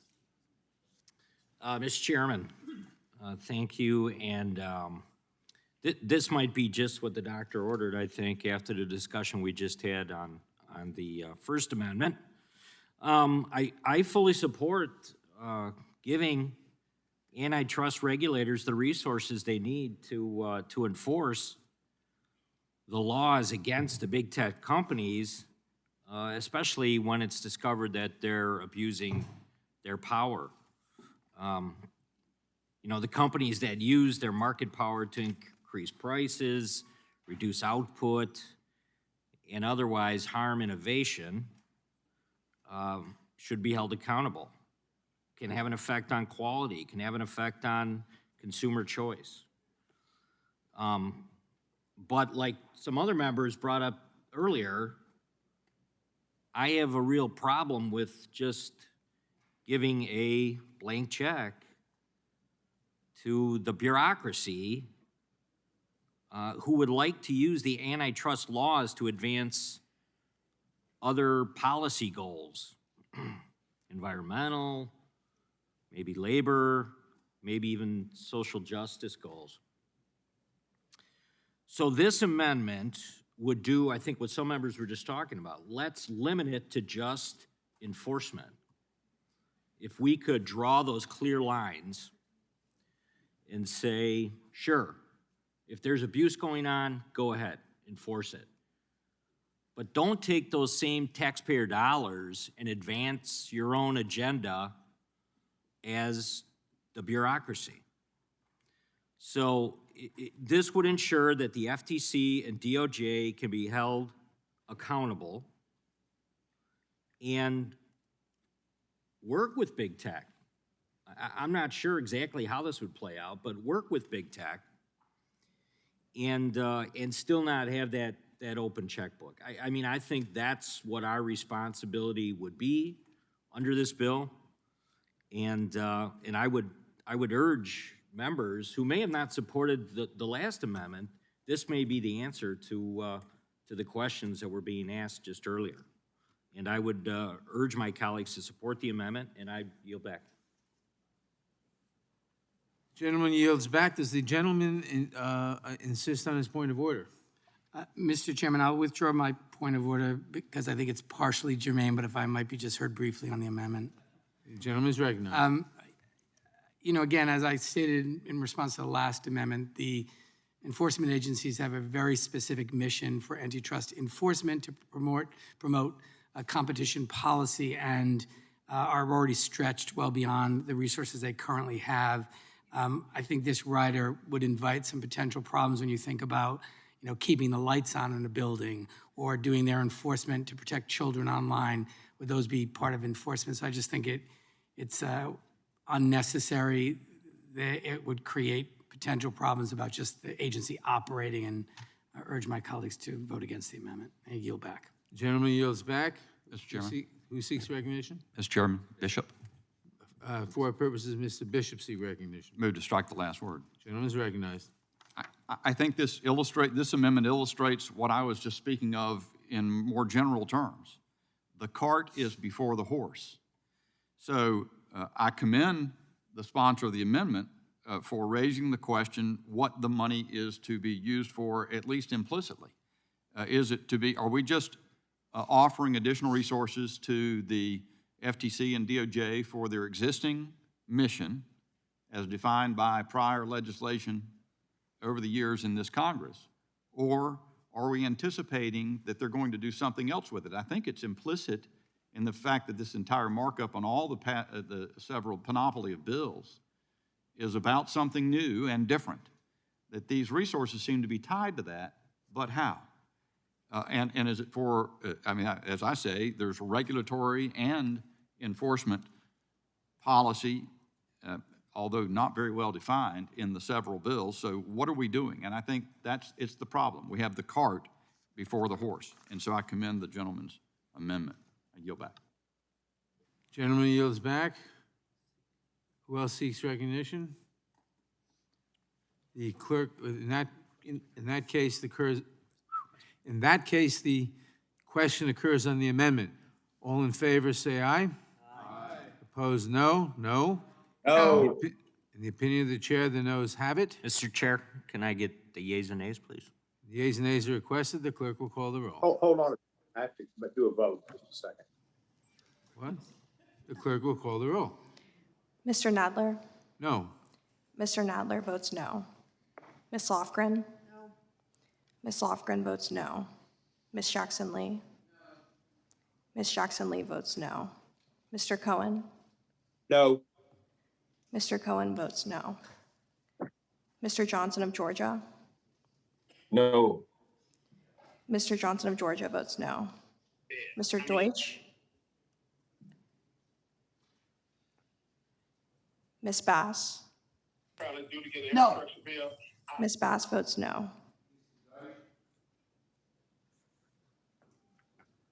Mr. Deutsch? Okay. Mr. Jeffries? Mr. Jeffries votes no. Mr. Cicilline? Mr. Cicilline votes no. Mr. Swalwell? No. Mr. Swalwell votes no. Mr. Liu? No. Mr. Liu votes no. Mr. Raskin? No. Mr. Raskin votes no. Ms. Jayapal? Ms. Jayapal votes no. Ms. Dimmings? Ms. Dimmings votes no. Mr. Correa? Mr. Correa votes no. Ms. Scanlon?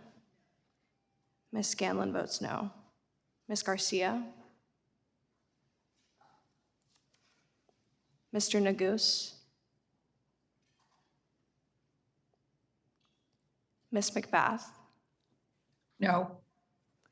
Ms. McBath votes no. Mr. Stanton? No. Mr. Stanton votes no.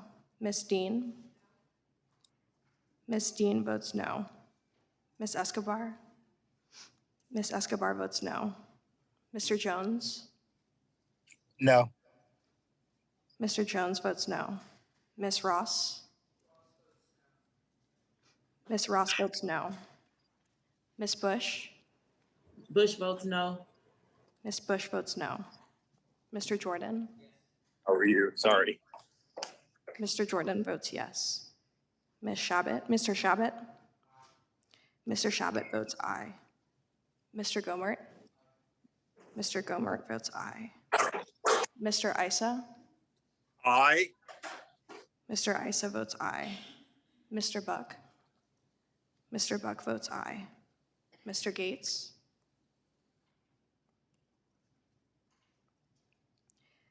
Mr. Johnson of Louisiana? Mr. Johnson of Louisiana votes aye. Mr. Biggs? Mr. Biggs votes aye. Mr. McClintock? Mr. McClintock votes aye. Mr. Stubbe? Yes. Mr. Stubbe votes yes. Mr. Tiffany? Mr. Tiffany votes aye. Mr. Massey? Aye. Mr. Massey votes aye. Mr. Roy? Aye. Mr. Roy votes aye.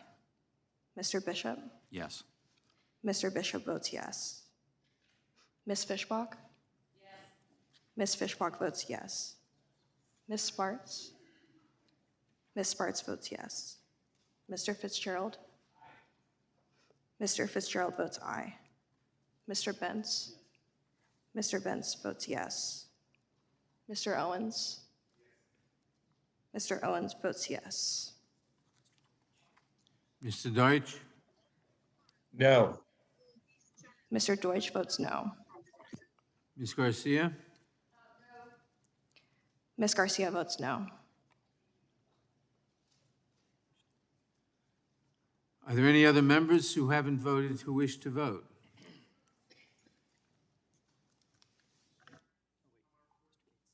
Mr. Gates? Mr. Gates, you are not recorded. Mr. Gates votes yes.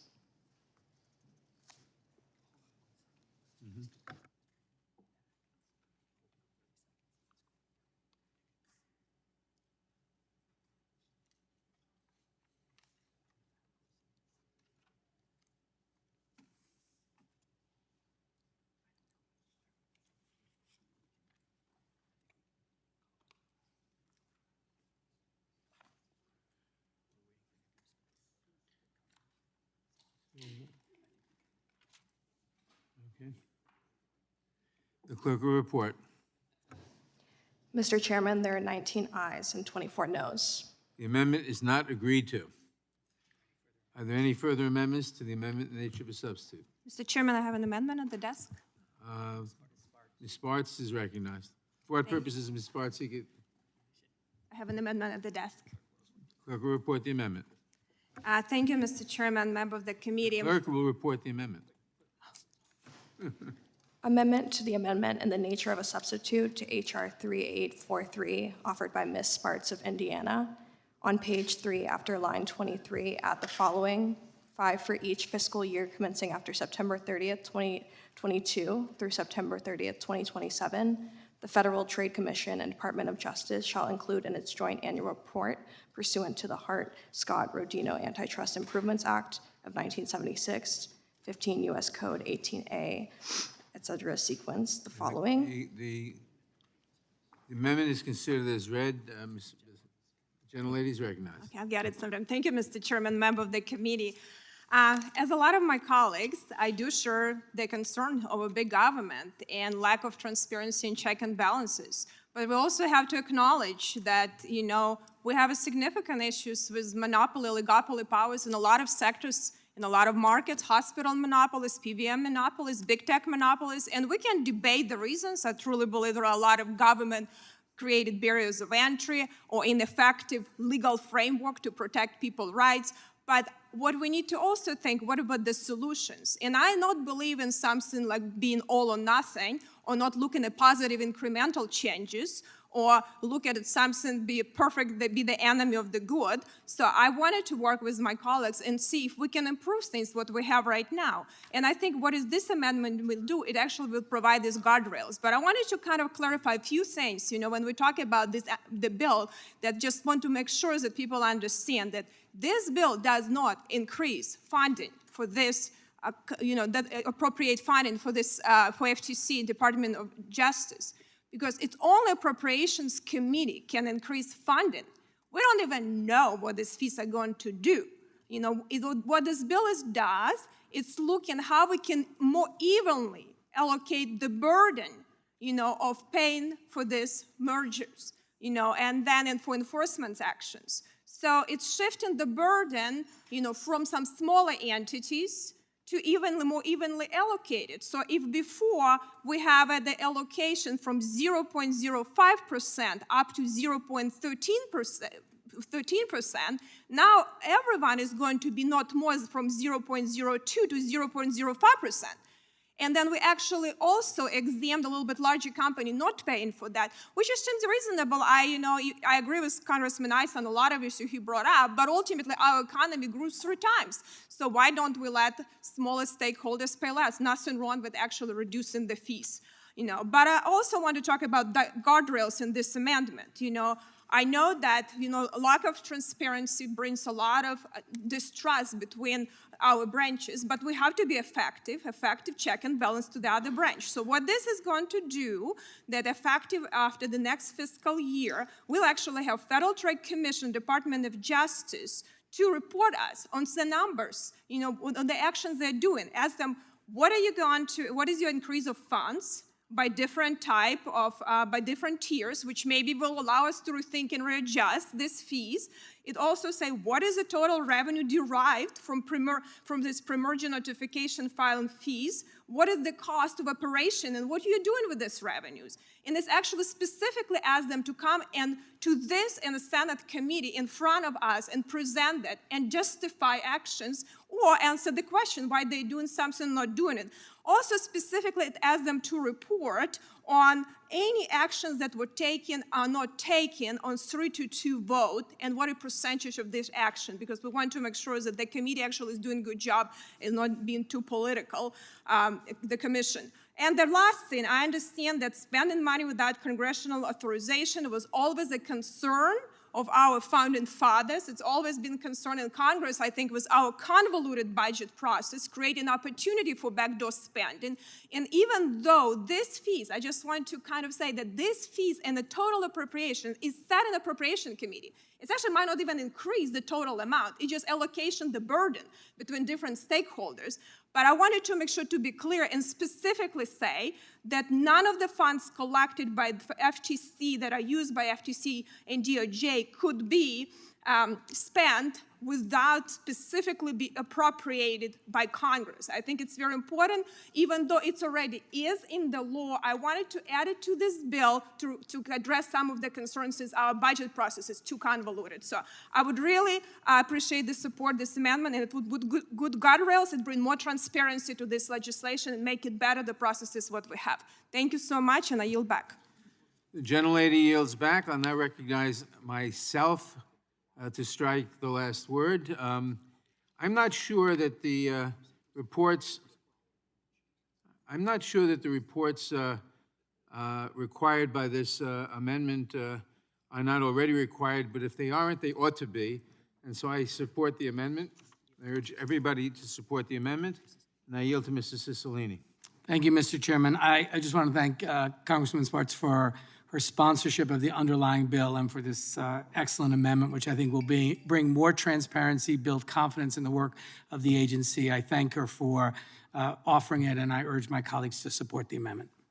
Would the gentleman yield? Happy to yield to Mr. Actually, it's Mr. Chairman's time. I'll yield back to Mr. Yes, I will yield.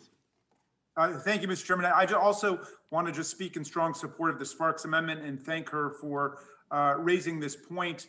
A lot of the debate today has been based on the false notion that this is somehow an appropriation. And of course, we have a separate appropriations process. And as she shrewdly points out, this is just about the allocation of the burden of money raised under this statute. So I want to thank her for her substantive and refreshing leadership. And I yield back to you, Mr. Chairman. The gentleman yields back. I will yield back, and I yield back. Does anyone else seek recognition on this amendment? In that case, the question occurs on the amendment. The clerk will call. All those in favor? Aye. Opposed? Aye. Aye. Opposed? In the opinion of the chairs, the ayes obviously have it. The amendment is agreed to. Are there any other amendments to the amendment in nature of substitute? Mr. Chairman, Mr. Johnson, for what purposes does Mr. Johnson seek recognition? I have an amendment at the desk. Clerk will report the amendment.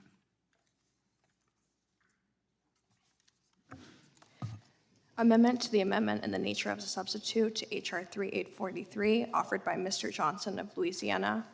Strike Section 3. Mr. Chairman, I reserve a point of order. Gentleman reserves a point of order. The amendment will be considered as read. The gentleman is recognized. Thank you, Mr. Chairman. The American people are deeply concerned about the anti-competitive actions and censorship abuses of big tech. That's what's brought us here, and infamously, the big platforms have suppressed and silenced conservatives in particular and conservative viewpoints. We all know it. Objectively, that's true. They have brazenly weaponized their biases, and it concerns everybody, not just those on our side of the aisle, because it's ultimately a threat to free speech everywhere and to all viewpoints. And in many cases, they've also eroded the free market and ultimately closed down the operations of many small businesses, job creators, and entrepreneurs. Many of us believe our focus should be on how to enforce the current antitrust laws and how we use those to address the anti-competitive behavior. So my amendment is pretty simple. It would insert the text of my bill, the One Agency Act, into H.R. 3843. For more than 100 years, enforcement of our country's antitrust laws has been split between the Department of Justice and the Federal Trade Commission. In light of today's markup, I think it's fair to ask what the American people have gotten for their tax dollars. The split jurisdiction in executing our antitrust laws has created an untenable bureaucratic process with poor communication among the enforcement bodies, unreasonable delays, and an unacceptable level of inconsistency in administering the current law. Take one example. In a recent antitrust case brought against a company by the FTC, the DOJ filed a motion in support of the company, both at the trial level and on appeal. In other words, the DOJ and the FTC were arguing the opposite sides. The DOJ said the FTC was wrong. We had two federal agencies tasked with enforcing antitrust law openly arguing against one another in federal court. On top of that, the FTC's case was so problematic that the Department of Defense and the Department of Energy also weighed in at the appellate level in support of the defendant company. This is the very definition of a broken system, and it's what the taxpayers get when there's an utter lack of consistency. Considering the subject matter of today's markup, I think the majority would agree with me that the process has just not worked as it was intended. Again, Mr. Chairman, my amendment is simple. It would consolidate antitrust enforcement within the Department of Justice. The FTC would still be able to carry out its consumer protection functions, which are important, but competition enforcement would fall squarely within the DOJ's antitrust division. This would improve our ability to police anti-competitive behavior by streamlining our efforts at the federal level. For that reason, I urge a yes vote on my amendment, and I yield back. Does Mr. Cicilline insist on his point of order? I do, Mr. Chairman. Gentleman will be heard. Thank you, Mr. Chairman. Mr. Chairman, this piece of legislation before us is a very narrow piece of legislation with respect to fees for proposed mergers. The amendment is a gigantic substantively different piece of legislation, in fact, that abolishes the FTC. That is not germane to the narrow purpose of the underlying bill, and I ask you to rule it. Would the gentleman yield? Would you yield for a moment? Sure. With I don't typically yield if someone's going to argue against me, but for you, Mr. Johnson, I'll do it. You're a good friend. If you read the text of the amendment, it doesn't abolish the FTC. As I acknowledged in my opening, there's an important function that the FTC is involved in. That's consumer protection. That was its intent. I'm sorry, I'll correct that. You are absolutely right. It abolishes the antitrust enforcement of the FTC, which is a huge policy, it's a broad policy proposal, which is well beyond the very narrow purpose of an increase in filing fees, and therefore I think it's not germane. Could I ask if you think that's running efficiently and effectively as designed? Look, I think the subcommittee, the Antitrust Subcommittee, spent 2 years studying this issue of antitrust, and I think we generated reports, both a majority report and minority report, that I think bring very needed reforms to this work. And I think there have been failings on both Democratic and Republican administrations. That's what this body of bills is intended to do, but more antitrust enforcement, not less, to me is the answer. But that's, again, not the issue. This is a germane question. I'll yield to Mr. Buck, who looks like he wants to. With the gentleman. Of course. Thank you. I just wanted to ask the gentleman, I believe that, Mr. Johnson, correct me if I'm wrong, that Senator Lee has offered this bill in the United States Senate. I think so. And I'm just wondering if the ranking member on the Antitrust Subcommittee would be willing to look at this bill separately, aside from today's markup, and be willing to work towards maybe some resolution on this bill. Absolutely. I'm happy to work with you, Mr. Buck, and Mr. Johnson. And I yield back. Thank you very much. Yield back, Mr. Chairman. The chair is prepared to rule. Clause 7 of House Rule 16 prohibits amendments that are on a different subject matter than the proposal that is under consideration. The subject of the bill we are currently considering is the levels of Hart-Scott-Rodino fees. The gentleman's amendment proposes to restructure bureaus in DOJ and FTC, a much broader proposition, which is a subject that is different from what we are considering in this bill. The amendment is therefore not germane and violates Clause 7 of Rule 16. Are there any further amendments? Mr. Chairman, I have an amendment at the desk. For what purposes, Ms. Sparks seek recognition? I have an amendment at the desk. Clerk will report the amendment. Mr. Chairman, I preserve a point of order. The gentleman reserves a point of order. The clerk will report the amendment. Amendment to the amendment in the nature of a substitute to H.R. 3843, offered by Rep. Sparks. On page 4, line 4, strike $252 million and replace with $201 million. On page 4, line 6, strike $418 million and replace with $390 million. The gentlelady is recognized for the purpose of explaining her amendment. Thank you, Mr. Chairman, member of the committee.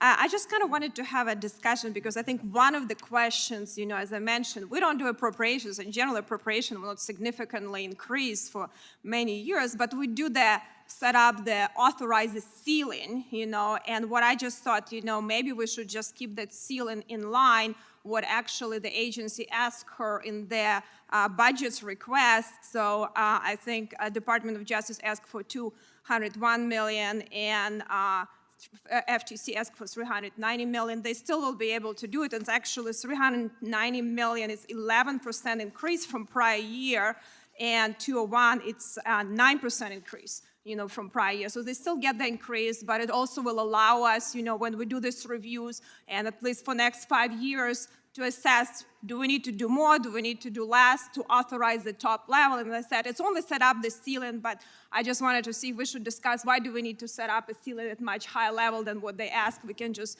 align it because maybe it's a fair statement to align it at the level they actually requested for their budget request. So I would appreciate your support for this amendment. The gentlelady yields back. I'm going to rule this amendment. Does the gentleman insist on his point of order? We're about to rule yes.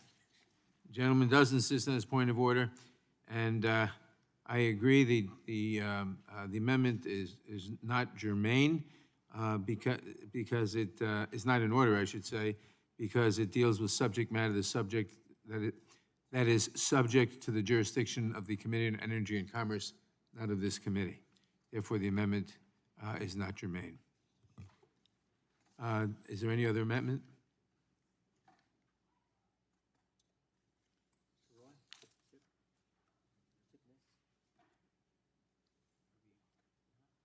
Are there any further amendments? An amendment at the desk, sorry. The clerk will report the amendment. What is it? Which one am I doing? Amendment to the amendment in the nature of a substitute to H.R. 3843, offered by Mr. Roy of Texas. Mr. Chairman, I reserve a point of order. Gentleman reserves a point of order. The clerk will continue to report. Page 3, after line 23, insert the following, and make such technical and Amendment will be conforming. considered as read. The gentleman is recognized for the purpose of explaining his amendment. Well, Mr. Chairman, this is a continuation, I think, of a theme on at least our side of the aisle about ensuring how these fees will be used, and ensuring the focus of these fees, and the revenues from those fees be targeted on the specific activities that we want them to be focused on. This version obviously limits the fees to say they shall be used to enforce antitrust laws as defined in first section of the Clayton Act in this particular instance. We've had debate and discussion on this overall concept here now on a number of different fronts. This is just another way to go about it, to try to focus on making sure on how they're going to be used. I think when I opened in discussion and support conceptually of what my colleagues on a bipartisan basis are trying to do to ensure that we've got the adequate resources to enforce antitrust laws, and when we're seeing this in the explosion in the information age, the amount of wealth and power that is accreted in these large corporations, which many of us, both sides of the aisle, I think maybe particularly on my side of the aisle, would defer as a starting place instinctually that the market will sort that out. Amazon grows and gets big, and they're competing with Walmart and Target and online entities and so forth. Yeah, they're buying a bunch of companies. There's some concerns about competition. We're all looking at that, but we're watching the market play out. And we all, back in the days of fighting and worrying about Netscape Navigator versus Internet Explorer, and then, now we're in a different universe of how we deal with navigating, the internet. At some point, there's a lot of concerns here about how much power are we giving to a federal bureaucracy to, in essence, make these determinations about the market. This is a philosophical debate and question. So I think all that I think is being attempted to be done on at least the amendments, the last 5 or 6 that have been offered, or at least a few of them, is to try to, and I think not to crib from my friend from North Carolina, but try to make sure that we do have the cart and the horse in the right place, and trying to ensure that we know how these fees are going to be used and what they're going to be used for, and focused very clearly on antitrust and competition. And that's the purpose of the amendment. And Would the gentleman yield? I will yield to the ranking member. I appreciate my friend yielding. I'm just wondering, in this amendment, it limits it to the definition in the Clayton Act. Are you attempting to make sure that the Sherman Act, the fees are not used to enforce the Sherman Act for some reason? In this instance, it is specific to trying to define it with respect to that particular definition, knowing that there are plenty of fees, obviously, that are otherwise available to be used at the department, but in this case, these fees. So. Mr. Roy, will you yield? Sir. Thank you. Mr. Chairman, I'll withdraw my point of order. I do think it's germane. But, Mr. Roy, I would just offer to you, the same concerns I have about limiting the way the phrase shall be used to enforce antitrust laws. Does that include keeping the lights on and other issues like that? I can assure you that the Antitrust Subcommittee is going to continue to do very vigorous oversight. We can provide briefings to members of the subcommittee and members of the full committee on what they intend to do with these additional resources. So I am committed to working with you to make certain that robust antitrust enforcement is being done with the additional resources that might be available to the agency if that's helpful. And with that, I'll yield back to you.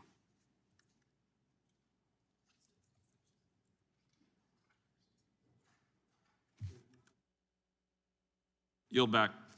Gentleman yields back. Does anyone else seek to speak on this amendment? In that case, the question occurs on the amendment. All in favor say aye. Opposed, no. No. Oh. In the opinion of the chair, the noes have it. Yeas and nays. The clerk will report. The clerk will call the roll, rather.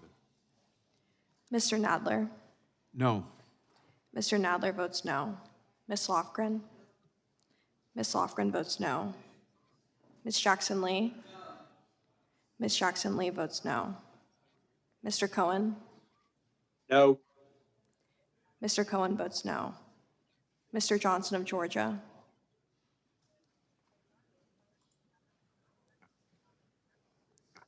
Mr. Deutsch? No. Mr. Deutsch votes no. Ms. Bass? No. Ms. Bass votes no. Mr. Jeffries?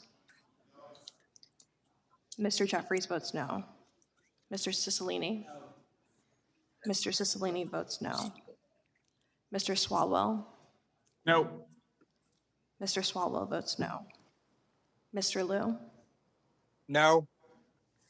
Mr. Liu votes no. Mr. Raskin? No. Mr. Raskin votes no. Ms. Jayapal? Ms. Jayapal votes no. Ms. Stimmings? Ms. Stimming votes no. Mr. Correa? Mr. Correa votes no. Ms. Scanlon?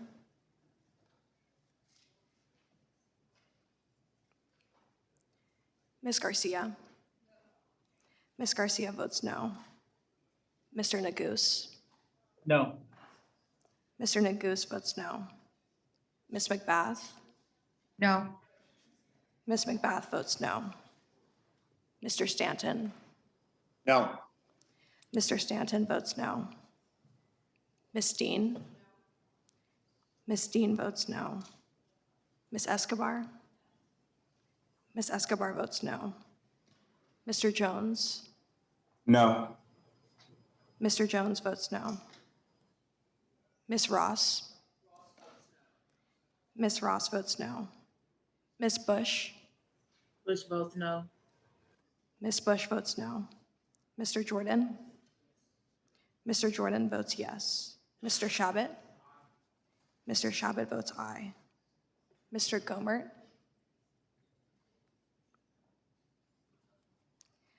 Mr. Issa? Mr. Issa votes aye. Mr. Buck? Mr. Buck votes aye. Mr. Gates?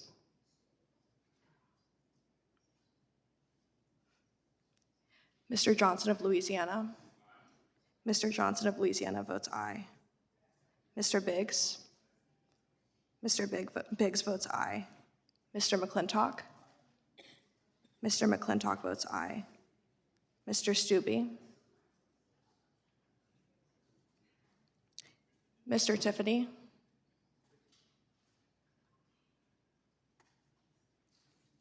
Mr. Massey? Aye.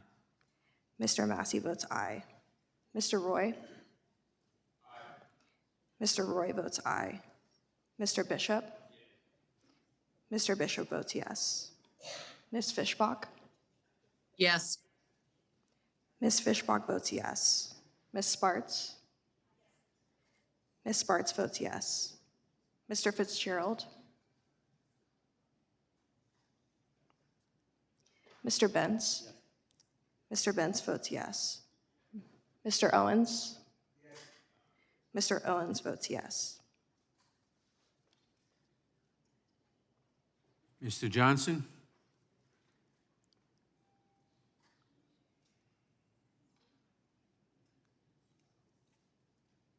Mr. Johnson. Johnson of Georgia votes aye. Mr. Johnson of Georgia votes aye. Mr. Fitzgerald. Mr. Fitzgerald votes aye. Mr. Gomert.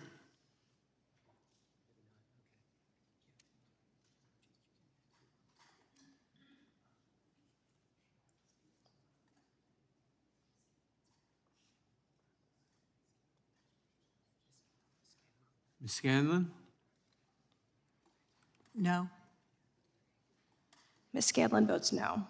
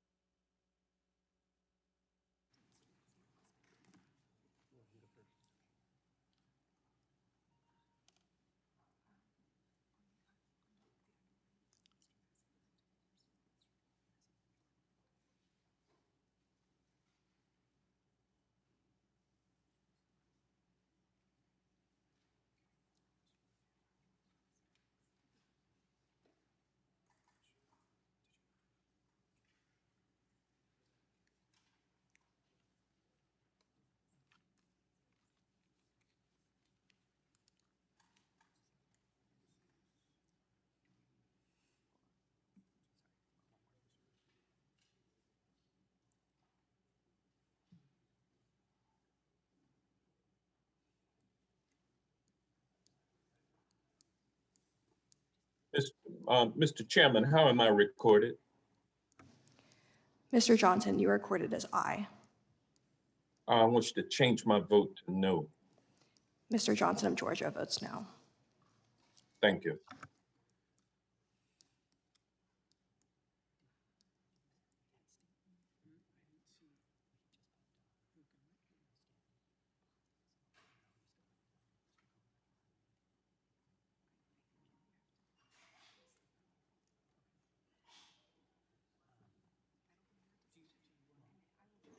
How is Ms. Bush recorded?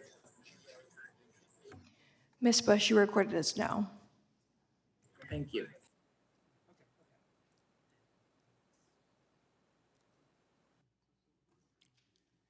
The clerk will report. Mr. Chairman, there are 15 ayes and 25 noes. The amendment is not agreed to. For what purpose does Mr. Massey seek recognition? Mr. Chairman, I move to strike the last word. Gentleman is recognized. On the point of this bill overall, I'm uneasy about several things. The first is the analogy of the fee that's charged by this department, making an analogy to the patent office. The patent office provides a service to entrepreneurs. You don't go to the patent office to ask for permission to do business. You ask for a title or a deed to your property, which enables you to do business. You're not asking for permission to do business from the patent office. So I think it's inappropriate to make analogies of charging these fees to businesses who are asking permission from the government to do something they shouldn't really, frankly, need permission to do. So that analogy is inaccurate in my opinion. The other uncomfortableness or uneasiness I have about this bill is a fee is a tax, okay? It's a user fee. It's a targeted tax. It's probably the fairest tax that you could levy, but it's still a tax, and it's a tax on business transactions. If you're a small company, or if you're an entrepreneur and you're thinking about starting a company, assuming your company is successful, you've got several exit strategies. How are you going to succeed from this company? It's not by dying with the stock in your possession. It's by getting to some kind of liquidation event. And for small companies, you could go public. You could go on the public market. That rarely occurs. You could create an ongoing concern, which creates a profit. But what happens to actually most small successful companies is they are acquired. This is not something that's out of the ordinary. This is the ordinary circumstances. You get acquired. And so whether you're taxing the small company or the big company on that event, the acquirer is going to diminish the value of the smaller company, the successful entrepreneur who's finally receiving their paycheck for all of their hard work. They're just going to mark down the price based on the tax, because that's how much less it's worth to them when they have to go about it.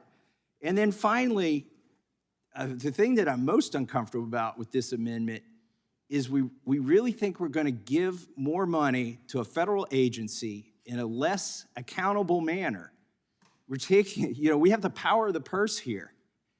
And that is the strongest power that Congress has with respect to the other branches. And we're talking about how we are going to give up some of that power to this agency to let them raise their own money.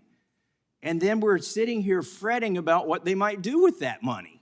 I mean, the fact that there have been half a dozen amendments already offered trying to foresee all the ways that this agency will misuse the money that they are no longer subject to coming to Congress to get demonstrates that others of my colleagues here on the dais are uncomfortable with this bill. And so for these reasons, these three reasons, I am going to vote against this bill, and I urge— Would the gentleman yield? I would yield. I just want to note that you're correct. I mean, the analogy to the patent office is not a direct one, and I think I was one who mentioned that. To the extent that they are both fees related to funding an agency that regulates business, they are apt, but obviously they're quite different, and I take the criticism to heart, and I thank no the criticism for yielding back. Thank you. No criticism was meant to the gentlelady.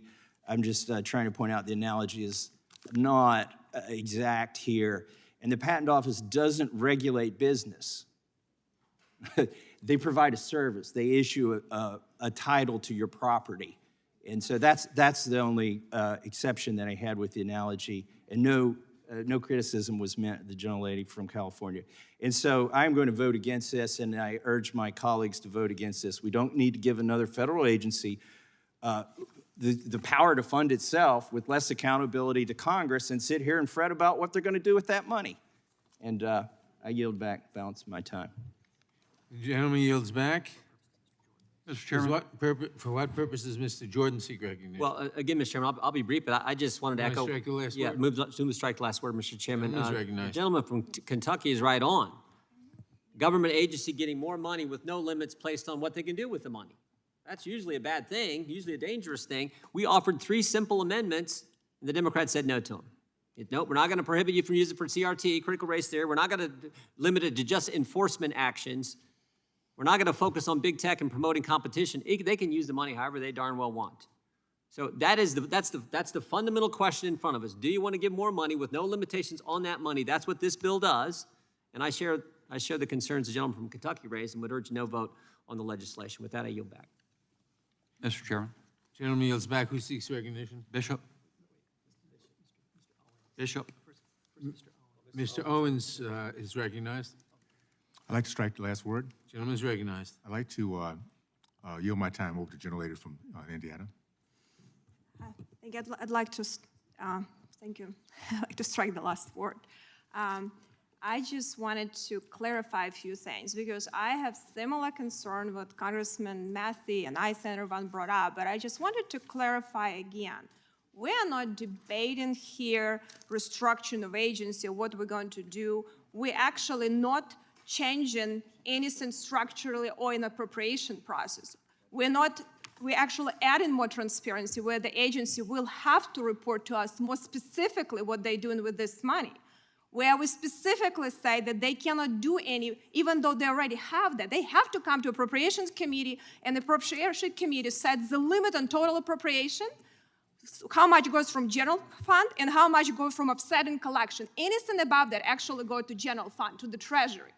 So what it does, it allows us to look how we can have more user fee funding and shifting from a taxpayer and smaller company more allocated among, larger and smaller company, the percentage stays about the same. Still, very large companies still pretty much pay very, very little percentage, almost nothing. If it's a $100 billion merger, it doesn't change. And it's also for under 160 billion, it's not 160 million, it's not even no fees there. So it's a question about it. Are we going to be taxpayer funding?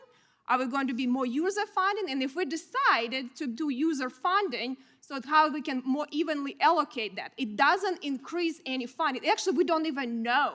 It might actually decrease. We don't know what these fees are, but these fees, I want to just say it, this is nothing authorized to any amounts here. You actually have to go to Appropriation Committee. You have to actually go and make your case, and Congress has to vote for that.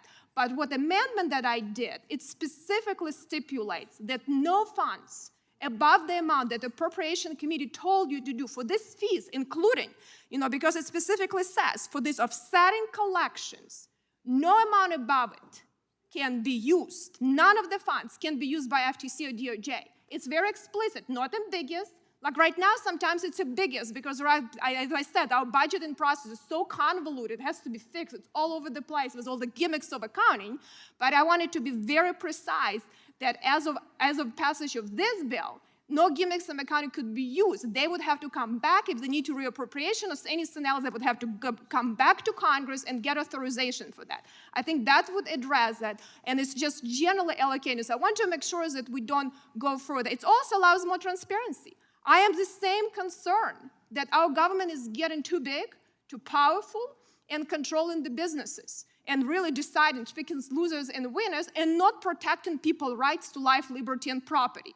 And this is the function of these entities, to make sure that people's rights are protected and we have healthy competition. And if we don't believe they're doing a good job, what the amendment we did, it allows them to then question the entity and decide what should we do. Are they doing it or not doing it? And what is their function? How using this money? They actually have to come and tell us what exactly they're doing with this money based on this amendment. And actually how much it costs them this function, how much is financed through taxpayers, how much financed by user fees, how they're allocated, what they get from each category, and what exactly they're doing with this money. And you cannot do more than it's appropriated. So I think it puts more guardrails that is actually existed right now. So it's actually moving in a better direction, and it doesn't give anyone more money because, as I said, we cannot even here appropriate more money. Our committee cannot even do this function.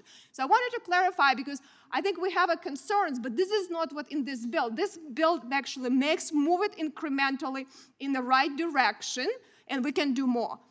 I agree with you, but I think I just want to clarify that. Thank you. Could the gentlelady yield? Would the gentleman yield? I think my time expired. It's Mr. Owens' time. Would Mr. Owens yield to Mr. Raskin? Gentleman yielded back. Yes, I do. Yes, Oh, I do. you yield to? Yes. Yield I to Mr. Issa. Mr. Issa, yes, I do. Go ahead. Thank you. Thank the gentleman. I'll be very brief. One thing that I hope everyone, before they make this final vote, will understand is that if we went into court today and we had an agreement that we just wanted two companies to file a common piece of paperwork, the bailiff wouldn't say that it cost you more based on how big you are. And then if we went in and we had a 6-week trial, they wouldn't expect the fees to be the same as if you just went in and said, we just need this thing agreed to. And yet this legislation is going to assume that based on how big you are, not how complex an acquisition is, or even if it's a related field. So I just hope everyone will understand that what we're doing is based on size, not actually based on complexity, even though sometimes size is complex, sometimes it isn't. I yield back. Thank you, gentlemen.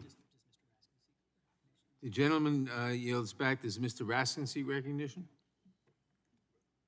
Thank you, Mr. Chairman.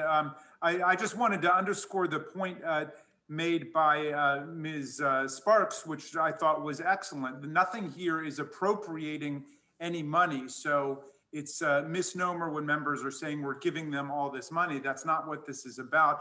This is about creating a fee which goes into the Treasury, and the appropriation is a completely separate process. And if you agree with the gentleman from Kentucky that that this fee is the fairest form of tax, then you would support the legislation because it is putting the tax on the people who are being regulated within this business. And I guess I would try to resurrect the analogy which had been rejected by our friend from Kentucky, because I think all businesses profit from and benefit from antitrust legislation and regulatory enforcement. The whole purpose of an antitrust system is to keep businesses from being unfairly crushed by monopolists and people who come in and then use their monopoly power to drive out the smaller businesses. And the fee here also is a fee that is being reduced for the smaller businesses, and it's being increased for the largest businesses for whom, you know, it's barely even an accounting error to pay this money when you're talking about multi-billion-dollar conglomerates in the country. So I want to thank Ms. Sparks for, again, a very illuminating description of what's actually taking place with this legislation. Would the gentleman yield for a quick question? Yes, by all means. I don't want the bigger picture to get lost in the debate here. Does the bill generate more money for the antitrust enforcement or less money than the status quo? Well, I think that, first of all, it depends on the number of mergers and acquisitions that are taking place. So it depends on the number of people who are going to end up paying the fee, right? So I don't know whether there's some kind of fiscal projection that's been made about it. But in any event, the gentlelady's point remains, which is that we're not appropriating money here. We're changing the fee structure to make it more fair. Would the gentleman yield? Yes, it's not my time to yield, but. Oh, whose time is it? It is your time to yield. Okay, yes, then I will yield, yes. I thank the gentleman, and I just wanted to mention to the gentleman, and first I wanted to thank Congresswoman Sparks for her leadership on this bill and her amendment, and I thank the majority for accepting the amendment to this bill, and I think it shows the bipartisan nature of this bill. I also want to mention that the Federal Trade Commission has less resources now than it had FTEs now than it had 10 years ago, my understanding. And these fees have not been updated in 20 years. And it's one of the reasons why when this bill went through the Senate Judiciary Committee, it received unanimous support from both sides of the aisle. It's worth mentioning on the Senate Judiciary Committee, you've got Senator Cruz, Senator Hawley, Senator Blackburn, all fiscal conservatives, all outspoken on the need to protect federal funds and also the need to not allow the federal government to encroach into areas where it doesn't belong. It passed the Senate floor 100 to 0. 100 to 0. This bill, this very language, to suggest that somehow this bill is giving a rogue agency more money. We can debate what happened with the IRS and Lois Lerner. We can debate what happened with the FBI and Jim Comey. This agency is tasked with something that is essential, something that President Trump and others have talked about the need to do, and that is to rein in big tech. That is to create competition in the marketplace. And I thank the gentlelady for her leadership on this issue, and I yield back to Mr. Raskin. Would the gentleman Well, yield? thank you, Mr. Buck. I just wanted to thank Mr. Buck for his important leadership on this legislation. And this has been a point of great bipartisan progress and pride in American history that the parties can agree about the importance of antitrust enforcement in making sure that we have a truly free market and not a market that is distorted and crushed by anti-competitive activity. Did somebody else? Would the gentleman yield? Yes, I would. Thank you. I just wanted to clarify, we actually there is 30% less resources than 40 years ago. But I also wanted to say that, you know, we can have a discussion about the size of a company, but there is no easy objective way to adjust the fees. In general, larger transactions take more resources, and that's what FTC is arguing, that 70% resources are actually dedicated to larger companies and then paid by smaller companies. So the burden isn't even. So it's not changing. It's just reallocating the burden from taxpayers and smaller companies, and then a bigger discussion how it's going to be happening. But the FTC does have 30% less resources than 40 years ago, and I think under Trump administration, everyone complained, and the current administration, but this bill provides more transparency where they actually have to tell us how much fees are going to be generated by this category, because we cannot even tell right now. So the amendment, I appreciate that the amendment was accepted because it allows more transparency to see how much fee generated, because we don't even know, and ask them, hold agency more accountable. So I appreciate and would appreciate your support. The gentleman's time has expired. Does anyone else seek recognition? For what purpose does Mr. McClintock seek recognition? Mr. Chairman, to strike the last word. Gentleman is recognized. To yield my time to Mr. Bishop. I thank the gentleman for yielding, and I just wanted to follow up Mr. Massey's comments by pointing this out. So we're here today again for a series of bills to take on the abuses of big tech. And I guess what it's worth pointing out that this bill, there is nothing in it that would require any of the changed resources to be devoted, even generally, to the topic of big tech. Nothing at all. And with that, I yield back to the gentleman from California. Mr. Chairman, I would then yield to Mr. Gomert. Or to Mr. Jordan? Mr. Jordan? I think the gentleman for yielding, the gentleman from Maryland, Mr. Raskin, indicated that we don't know how much money the DOJ and the FTC are going to get because it depends on how many mergers and acquisitions happen. But the bill actually specifies an authorized amount. Of course, we can't appropriate. We're the Judiciary Committee. We're not the Appropriations Committee. But the bill specifies DOJ gets $252 million, FTC gets $418 million. Which sort of raises the question, what if there aren't that many, what if there's not as many mergers and acquisitions to generate that money? So at some point, the taxpayer is going to be on the hook, right? We don't know how that's going to play out. So that's one of the concerns we have about the legislation, not to mention everything else we've talked about, the limits, as the gentleman from North Carolina just mentioned, the limits. We would like this focused on actually addressing the problem this committee is focused on. Would the gentleman yield briefly?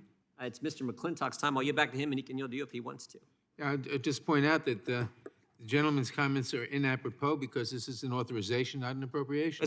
That's my point. We're authorizing a certain amount of money. We can't appropriate, I know, but we're putting a number in the bill. Actually, two numbers, 252 and 418 for the respective agencies. Who knows if it's going to generate that amount? We don't know. That's my point. I yield back to the gentleman from California. Appreciate it. Thank you. And I'd also just like to point out on my own time that markets are fundamentally regulated by consumer choices. Consumers vote every day with every dollar that they spend what the market will provide and at what prices. The consumers in a market decide who is best providing them with services. Monopoly can't survive in a market for very long unless consumer choice is restricted by governmental intervention. Would the gentleman yield? No, I will not. That substitutes their judgment for the government's judgment, and the government simply cannot know what every consumer in the marketplace chooses to serve their best interests. Amazon's gargantuan because consumers have voted with their dollars every day that the services provided by Amazon are better than the other alternatives that they have in the marketplace. The moment they decide otherwise, Amazon will shrink and competitors will begin to emerge to fill those gaps. No business can survive by displeasing its consumers.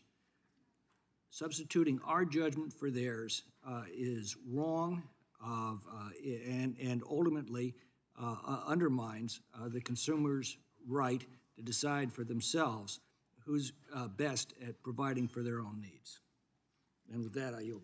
Would the gentleman yield? Yeah, I'll yield. Let me just say that what the gentleman just said is exactly, in my opinion, wrong. If the marketplace regulated was sufficient to regulate this, we wouldn't need antitrust laws at all. ever since the Sherman Act of 1890, we've recognized that the marketplace by itself is not sufficient to prevent monopolies. Reclaiming my time, that is correct, but monopolies can only exist with the support of government. They cannot exist on their own if they're displeasing their consumers. That's the point. Would the gentleman yield? And I'll be happy to yield to Mr. Massey. Thank you. I think the impression's been given that this bill doesn't increase money for these activities at the DOJ or the FTC, but it seems to me like the $252 million that's authorized, and we all know the difference between authorization and appropriation, we don't need a lecture on that, that it's greater than the $184 million that was authorized last year. And I yield back. And Gentleman yields back. The final gentleman's time moments has to Mr. Ison. expired. I'll grab my own time. The gentleman's time has expired. Move For to strike what the last purposes word. I seek recognition. Move to strike the last word. The gentleman is recognized. Thank you, Mr. Chairman. I think as we close, I'd like to echo what Mr. McClintock said, and you know, he was accurate and I understood him, but it appears as though some did not. Using the example of Apple, the first $2 trillion market cap company, or Amazon, somewhat behind that, or even Microsoft, who today or yesterday broke $2 trillion in market cap. These companies, we can debate and we can talk about there being monopolies.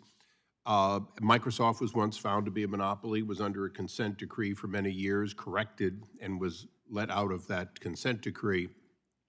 We can talk about it all we want, but I think the point that Mr. McClintock made is today, the American consumer, and I'll use Amazon for a moment, is delighted with a product and a service, looking at the consumer product division, that is doing something better than anyone has ever done before.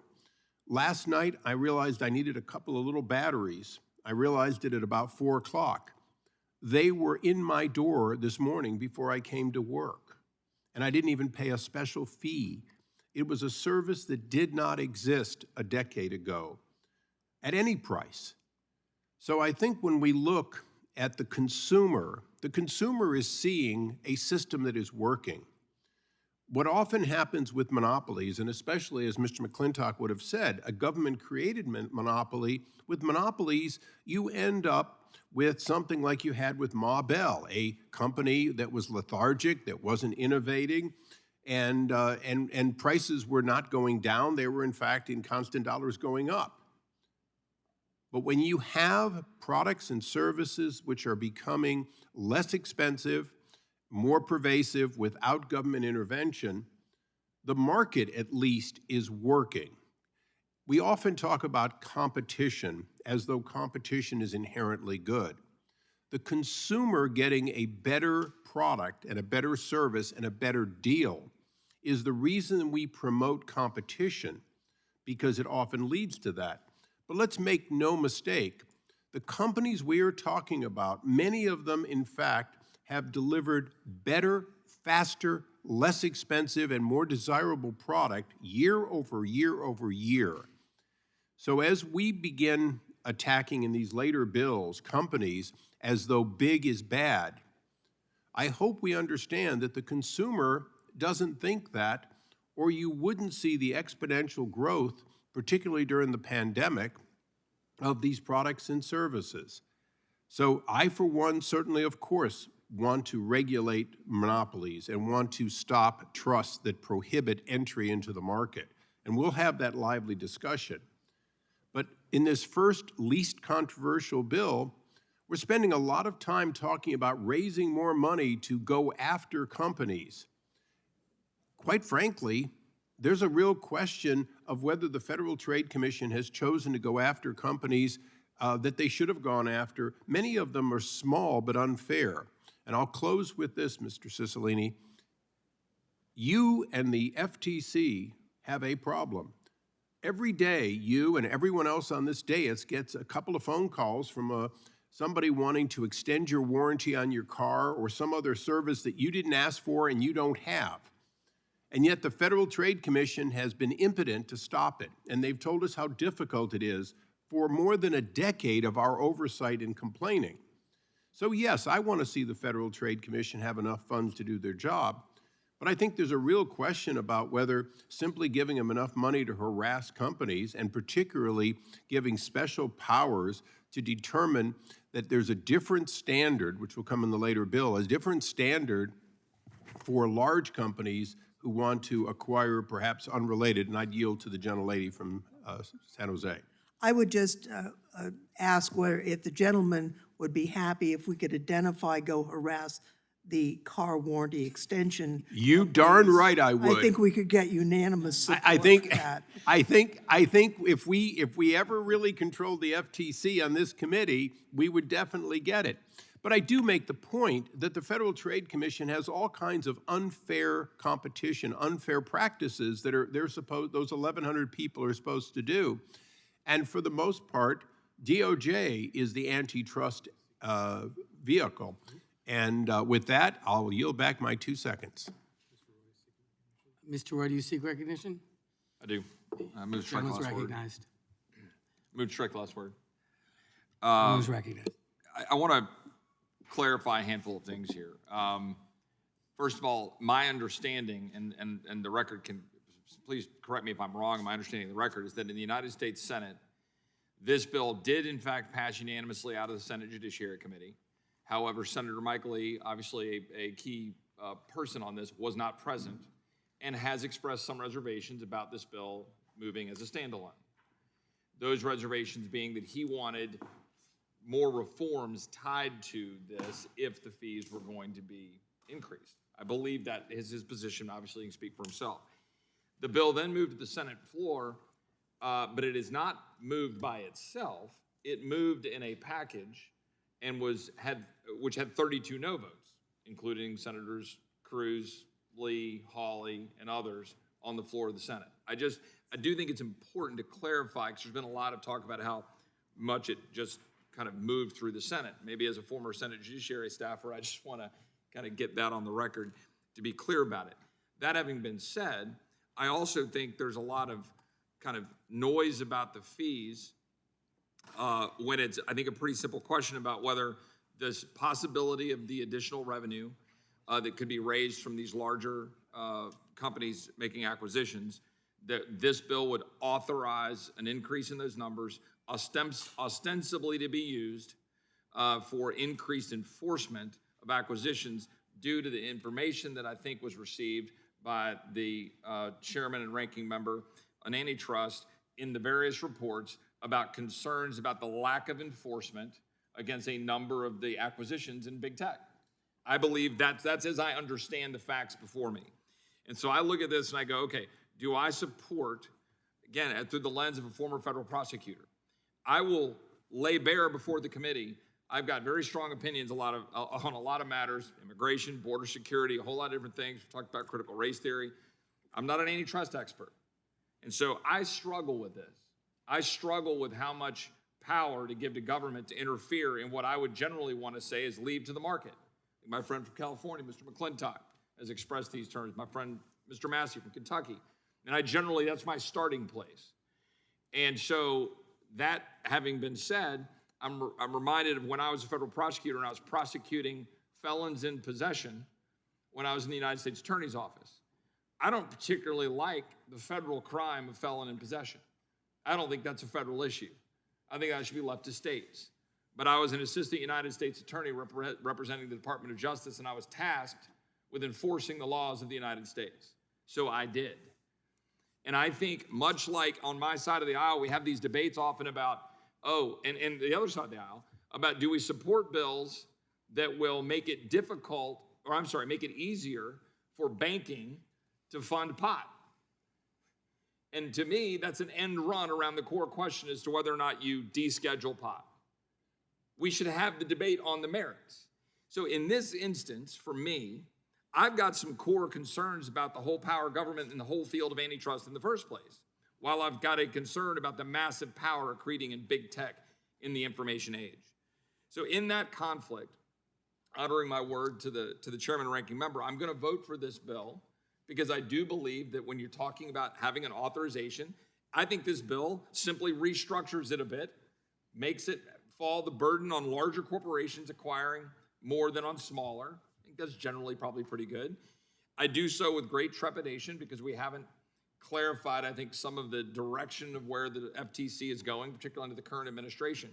But at some point, you either have enforcement or you don't, right? We either have the Department of Justice and FTC engaging in antitrust activity or we don't. And if we do, then we should certainly have the tools there necessary to do it in an expanded field where you've got big tech making massive acquisitions, which has serious competition implications, which all of the reports that were laid bare last year on a bipartisan basis indicate.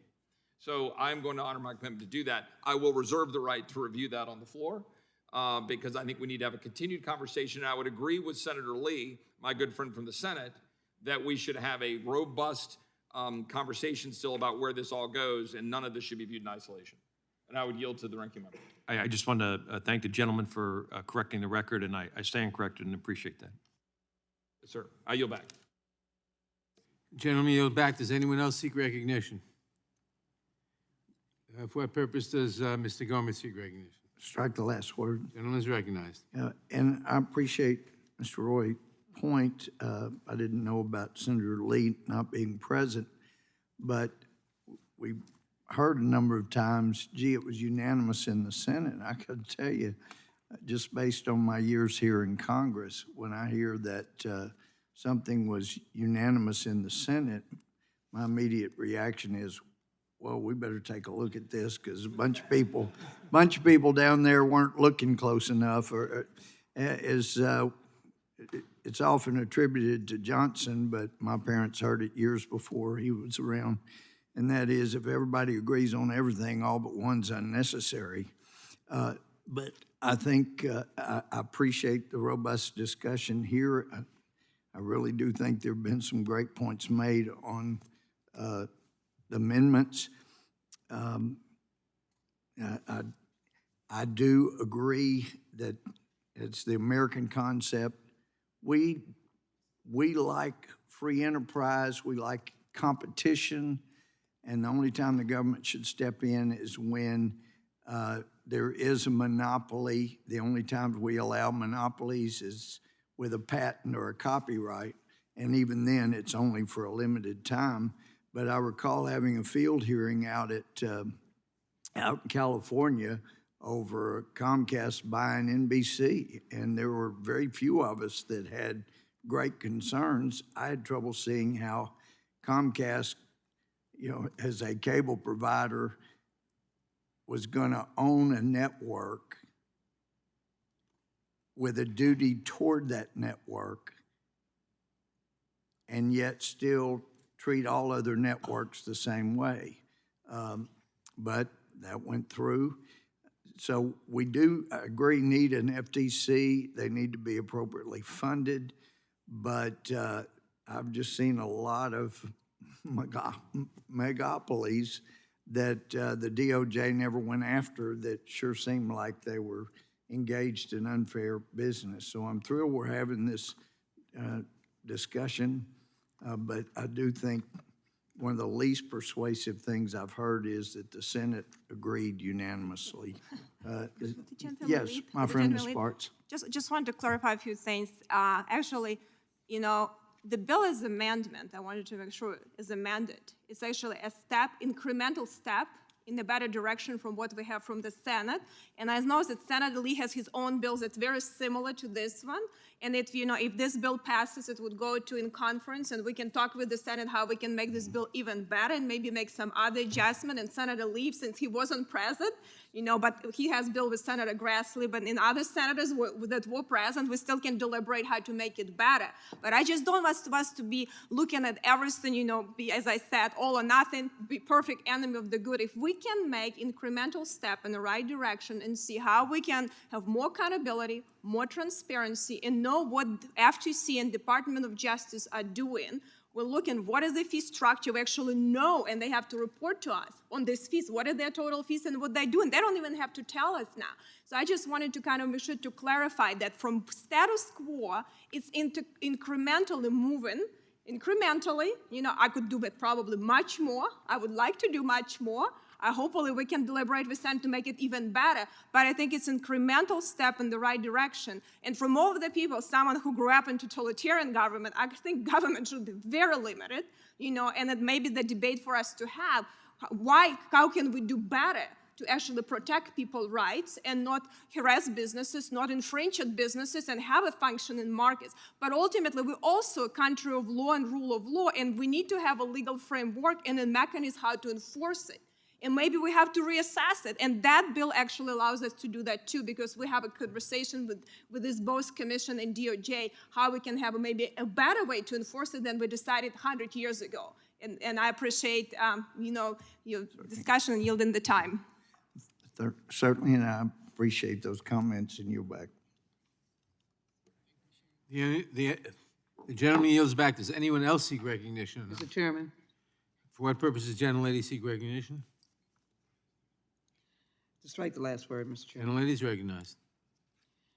If I recall correctly, I think we are dealing with a, I need to speak louder.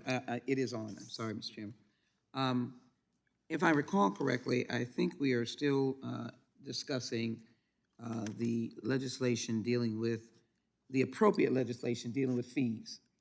And I am very grateful that the intense work of Mr. Cicilline's committee over a period of at least 2 years, I believe, in a number of committees, a lot of us have been in those kinds of hearings. We're doing that obviously with the voting rights reauthorization. And in that, a number of issues came to the forefront. And as I understand this, and I think it's important because we are being recorded, that this particular bill has to do with the fees to ensure the appropriate enforcement on behalf of the American people by the DOJ Antitrust Division and, of course, the FTC. As I indicated, they are the lawyers for the consumers. They are the lawyers for those who have no lawyers. They're the lawyers to prevent an anti-competitive approach that typically happens in a capitalistic structure that cannot be defended and or protected necessarily by the individual consumer. The good news is that, and forgive me, as these are my good friends on the other side of the aisle, I had no clue of any antitrust work that's being done in the last 4 years by the Department of Justice. None. Series of attorney generals, most of them in the quagmire of Russia and a variety of other issues. I couldn't find any efforts dealing with this very finite and precise issue. So as I welcome the debate, because many of us do engage in, I do want us to focus that what we will do with these fees is to ensure staffing, to ensure that the cases that are appropriate for the FTC to be involved in, and the commission rather, and the DOJ, they will be able to be engaged with the appropriate resources to do what their dictates are, and that is to represent the American people in these very difficult anti-competition cases. They're very difficult. For those of us who practiced before the FTC on the administrative side, they're very complex. And then the other aspect of it is to ensure, and these are in mergers, of course, to ensure that if you got a smaller deal, $500,000, that you get some relief. I think this is a good thing. And I wouldn't want us to end on a note that doesn't clarify that we're doing a good thing. Thank Mr. Neguse, Mr. Cicilline, and the committee to get us where we are today. And so I thank you, Mr. Chairman. With that, I will certainly yield back. Thank you again. The gentlelady yields back. Does anyone else seek recognition? In that case, the question occurs on the amendment in the nature of a substitute. As amended, this will be followed immediately by a vote on final passage of the bill. All those in favor respond by saying aye. Aye. Opposed, no. In the opinion of the chair, the ayes have it. The amendment in the nature of a substitute is agreed to. Reporting quorum being present, the question is on the motion to report the bill H.R. 3843 as amended favorably to the House. Those in favor respond by saying aye. Aye. Aye. Opposed, no. No. The ayes have it, and the bill is ordered to report. The roll call is requested. The clerk will call the roll. Mr. Nadler? Aye. Mr. Nadler votes aye. Ms. Lofgren? Yes. Ms. Lofgren votes yes. Ms. Jackson Lee? Aye. Ms. Jackson Lee votes aye. Mr. Cohen? Aye. Mr. Cohen votes aye. Mr. Johnson of Georgia? Aye. Mr. Johnson of Georgia votes aye. Mr. Deutsch?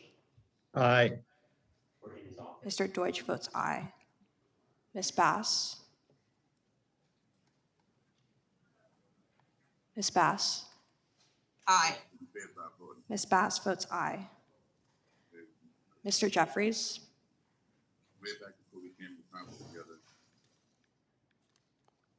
Mr. Cicilline? Mr. Cicilline votes aye. Mr. Swalwell? Aye. Mr. Swalwell votes aye. Mr. Liu? Aye. Mr. Liu votes aye. Mr. Raskin? Aye. Mr. Raskin votes aye. Ms. Jayapal? Ms. Jayapal votes aye. Ms. Demmings? Ms. Demmings votes aye. Mr. Correa? Mr. Correa votes aye. Ms. Scanlon? Aye. Ms. Scanlon votes aye. Ms. Garcia? Aye. Ms. Garcia votes aye. Mr. Neguse? Aye. Mr. Neguse votes aye. Ms. McBath? Aye. Ms. McBath votes aye. Mr. Stanton? Aye. Mr. Stanton votes aye. Ms. Dean? Ms. Dean votes aye. Ms. Escobar? Ms. Escobar votes aye. Mr. Jones? Aye. Mr. Jones votes aye. Ms. Ross? Ms. Ross votes aye. Ms. Bush? Bush votes aye. Ms. Bush votes aye. Mr. Jordan? Yes, or excuse me, no. Mr. Jordan votes no. Mr. Shabbat? Mr. Shabbat votes no. Mr. Gomert? Mr. Gomert votes no. Mr. Issa? Mr. Issa votes no. Mr. Buck? Mr. Buck votes aye. Mr. Gates? Mr. Johnson of Louisiana? Mr. Biggs? Mr. Biggs votes no. Mr. McClintock? Mr. McClintock votes no. Mr. Stubbe? No. Mr. Stubbe votes no. Mr. Tiffany? No. Mr. Tiffany votes no. Mr. Massey? No. Mr. Massey votes no. Mr. Roy? Mr. Roy votes aye. Mr. Bishop? Mr. Bishop votes no. Ms. Fishbach? No. Ms. Fishbach votes no. Ms. Spartz? Ms. Spartz votes yes. Mr. Fitzgerald? Mr. Fitzgerald votes no. Mr. Bentz? Mr. Owens? Mr. Owens votes aye. Mr. Gates? Mr. Gates, you're not recorded. Mr. Gates votes aye. Are there any other members who wish to be recorded who haven't been recorded?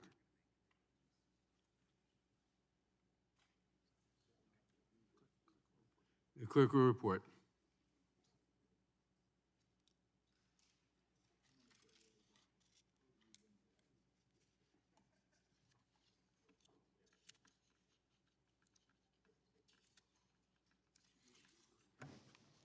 Mr. Chairman, there are 29 ayes and 12 noes. The bill is reported favorably. The bill, the ayes have it. The bill is amended, is ordered reported favorably to the House. Members will have 2 days to submit views. Without objection, the bill will be reported as a single amendment in the nature of a substitute incorporating all adopted amendments, and staff is authorized to make technical and conforming changes. Pursuant to notice, I now call up H.R. 3460, the State Antitrust Enforcement Venue Act of 2021, for purposes of markup.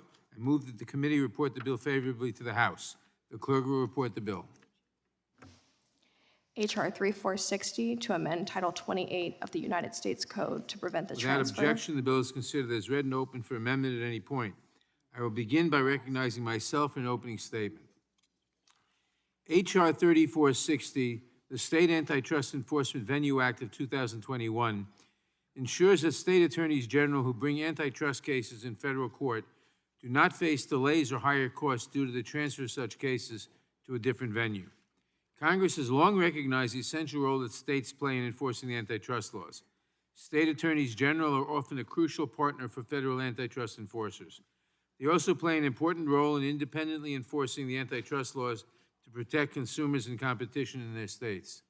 Under current law, the Judicial Panel on Multi-District Litigation, or JPML, which plays an important coordinating role in litigation filed across multiple districts, cannot transfer an antitrust case brought by the United States from one federal district court to another. Additionally, antitrust cases brought by the United States cannot be combined with similar litigation brought by private plaintiffs.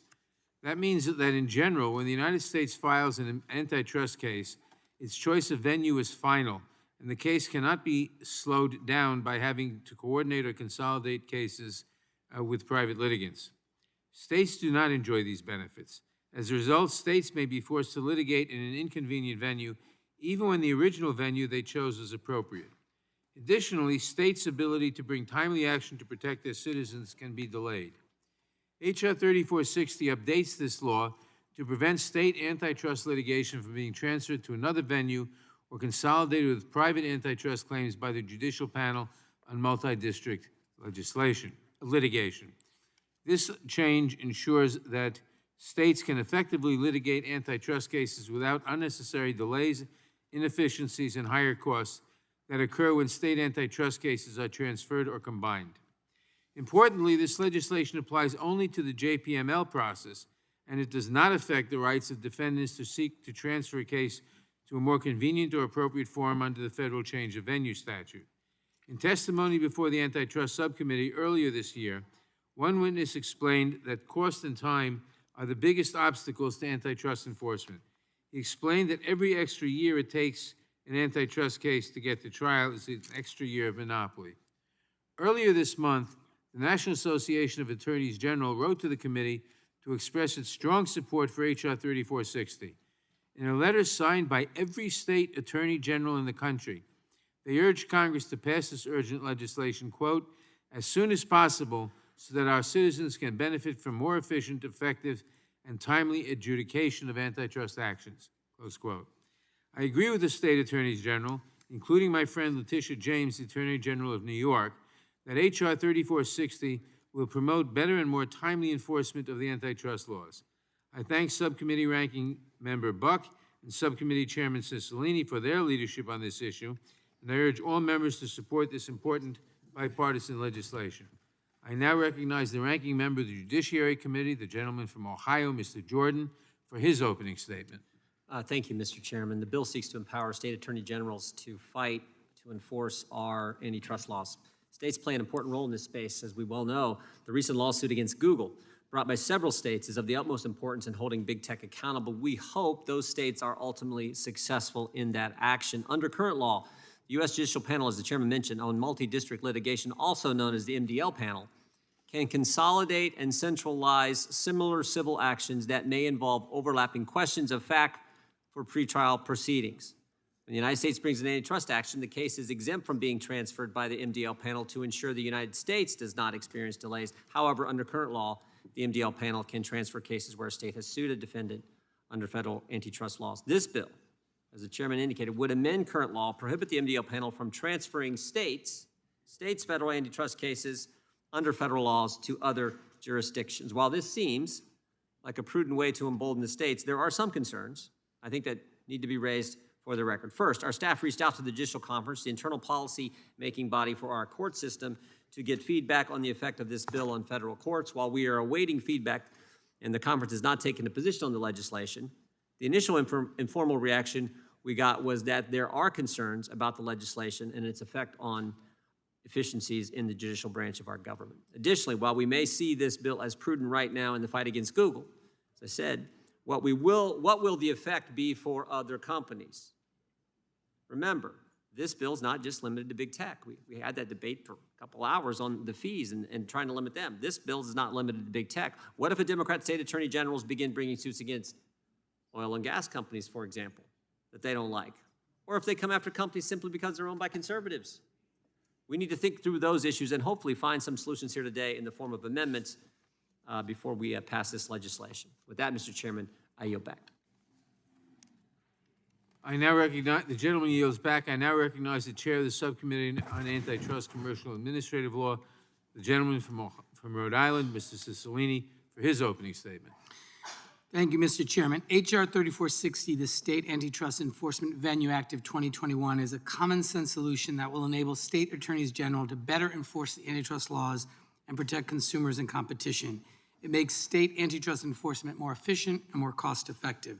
States play a key role in enforcing the antitrust laws. In many cases, they are crucial allies to the Federal Trade Commission and the Department of Justice. In others, states' attorney generals step in and protect their citizens where federal enforcers have not done their jobs. Earlier this year, Phil Weiser, the Attorney General of Colorado, and Doug Peterson, the Attorney General of Nebraska, each testified about the important role the states play and the work they are doing to protect and promote competition.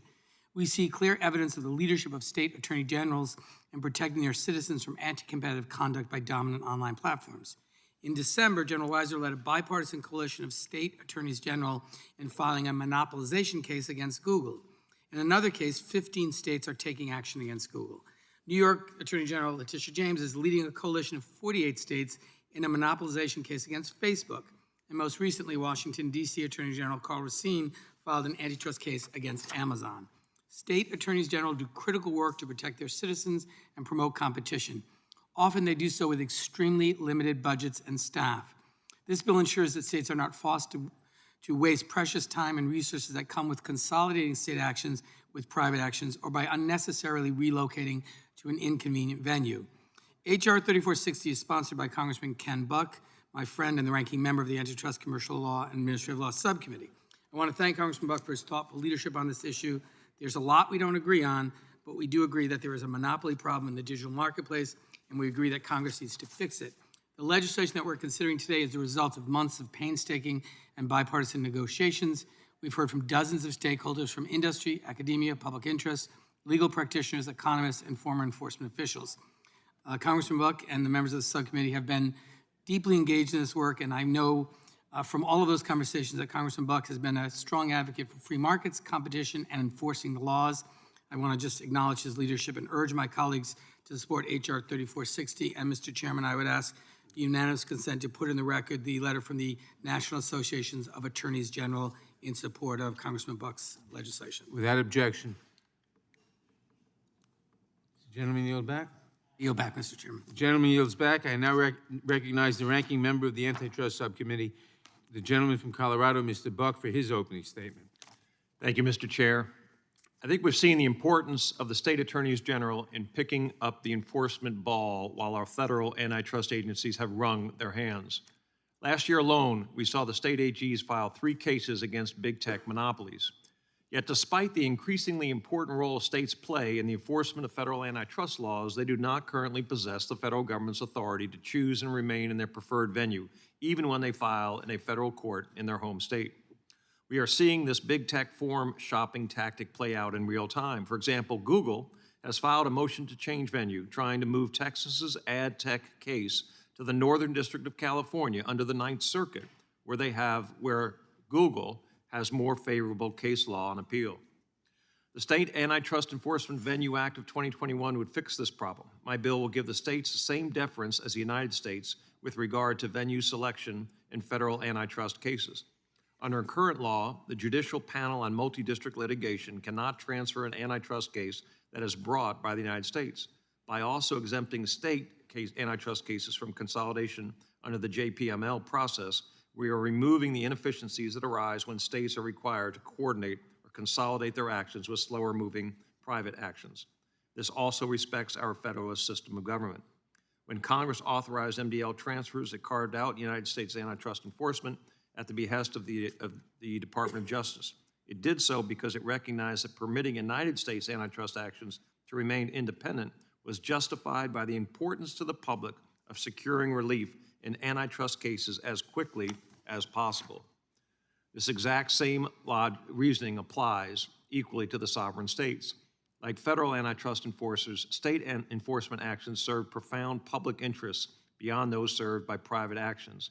Their cases should be prioritized for adjudication, reflecting their importance. The states have been important antitrust enforcers even before enactment of the federal antitrust laws. And like their federal counterparts, states have powerful tools for the investigation of antitrust violations, rendering much of the pretrial discovery proceedings in private actions superfluous in actions brought by states. This bill enjoys universal popularity among state antitrust enforcers, with 52 attorney generals from the states and territories having signed a letter to this committee urging its passage and explaining how it represents a vital tool in their future oversight of big tech. This reflects the considered view of those at the front line of recent antitrust enforcement efforts, representing states as diverse as Ohio, California, Florida, Minnesota, Indiana, Oregon, Texas, Louisiana, and Wisconsin. Therefore, Mr. Chair, at this point, I would like to ask to enter this letter. I guess it already has been entered into the record. I thank the gentleman. In sum, this bill strengthens our federal system of government by respecting the sovereignty of the states, and practically speaking, it would tackle the unfair gamesmanship and forum shopping which the big tech monopolies engage in to avoid justice. The companion bill has been introduced by Senator Mike Lee and Senator Klobuchar in the Senate, and I am thankful to have the support of my fellow Republicans, Representatives Bishop, Gosar, Norman, Harrell, Owens, Roy, Bilirakis, and support from two Democrat members, Representative Neguse and Cicilline.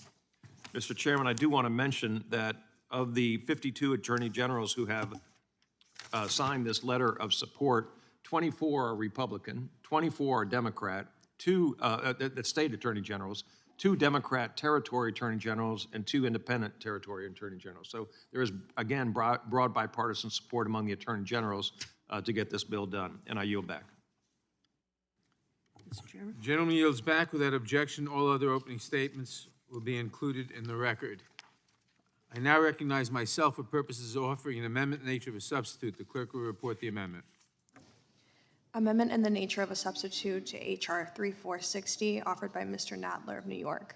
Strike all after the Without enacting objection, clause. the amendment in the nature of a substitute will be considered as read and shall be considered as base text for purposes of amendment. I will recognize myself to explain the amendment. This amendment changes the title to better reflect the goals of the bill. It makes no substantive changes to the bill, and I urge all members to support the amendment. I yield back the balance of my time. Are there any amendments to the amendment in the nature of a substitute? Mr. Chairman, For what purpose does Ms. Lofgren seek recognition? to strike the last word. Gentlelady is recognized. I have very serious concerns about this bill, and I realize that this is a moment where there's been an effort to have, bipartisan support, but I really do think there are serious problems with this proposal. There are policy reasons for not adopting the change to the multi-district litigation process. The ability to centralize cases that arise from a central common set of facts is so important to ensuring a system that promotes judicial efficiency and eliminates contradictory pretrial rulings. The policy priority to centralize is nowhere more important than antitrust litigation, which frequently involves multi-state or national businesses that face claims spanning multiple states and alleging widespread economic injury and treble damages. These cases shouldn't be litigated piecemeal. Now, the potential through the MDAL process for transfer of these related cases to a single federal district court judge enhances coordination, and the management provides an avenue for significant efficiencies for the parties, for the conveniences of witnesses, for judicial economy, and the avoidance of risk of inconsistent decisions. Moreover, in antitrust actions, the state AGs are primarily enforcing federal antitrust laws as opposed to their own state laws. Were that not so, the AG's claims would not even be in the federal court system. That should substantially reduce deference to their desire to bring a case in their home field. I think the overlap is even more evident in cases brought by state AGs under the Clayton Act. There are also benefits for a single judge to oversee multiple competing cases where state AGs hire law firms, plaintiffs' law firms, as outside counsel whose fee incentives are similar to those of plaintiffs' counsel in related private actions, and this happens very often. The court has a statutory duty to review fee applications in these cases. Now, if this legislation passes, multiple different states could simultaneously pursue their own separate actions against the same antitrust defendant in numerous different federal courts. Businesses inevitably would find themselves facing multiple costly lawsuits in countless courts across the country. Unlike cases brought by private plaintiffs, these businesses would have no way of consolidating those cases into a single fair proceeding. And that's the outcome that Congress has tried to avoid over the years. The legislation also increases the risk of conflicting judgments in cases brought on behalf of the same set of defendants. For instance, class action plaintiffs and state AGs may bring identical claims based on identical facts on behalf of an identical set of consumers, but in different district courts. The judicial system has sought to avoid these scenarios because of the risk of divergent judgments, including damage awards and restitution. And we've avoided that by allowing such cases to be consolidated where appropriate. Importantly, this risk does not arise in antitrust cases brought by the Department of Justice, which only seeks injunctive relief, and so keeping such cases separate doesn't raise the same risk. This was the scenario that Congress tried to prevent when it passed the legislation permitting defendants to ask the judicial panel on multi-district legislation to consolidate antitrust lawsuits brought by the state. The multi-district litigation proceeding system has worked. It's a process that has benefited from more than 50 years of development. It entrusts senior federal judges, not companies, and not politicians, elected AGs, to determine which cases are most efficiently and justly resolved through centralized litigation. I think we should think twice before enacting drastic changes that disrupt a system that is efficient and has worked well for all parties for decades. And I would just note this, there is a lot of animosity towards big companies, but this is not limited to big companies.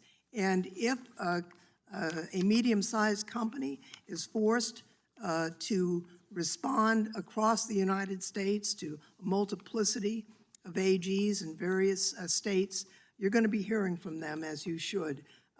Changing this venue rule at this point, even without the input from the Judicial Council, I think is a serious mistake. And I oppose this measure at this time and yield back, Mr. Chairman. The gentlelady yields back. For what purposes does Mr. Gates seek recognition? Strike the last word. Gentleman's recognized. Thank you, Mr. Chairman. I am enthusiastically in support of this legislation from Chairman Cicilline and Ranking Member Buck, and I must confess it is a bit awkward to be defending a Cicilline bill against a critique from the gentlelady from California, Ms. Lofgren, but perhaps speaks to the bipartisan nature of this entire process. And it is worth noting that in the hearings and meetings that Chairman Cicilline described, the conduct of these technology platforms was brazen and egregious and harmful to our country.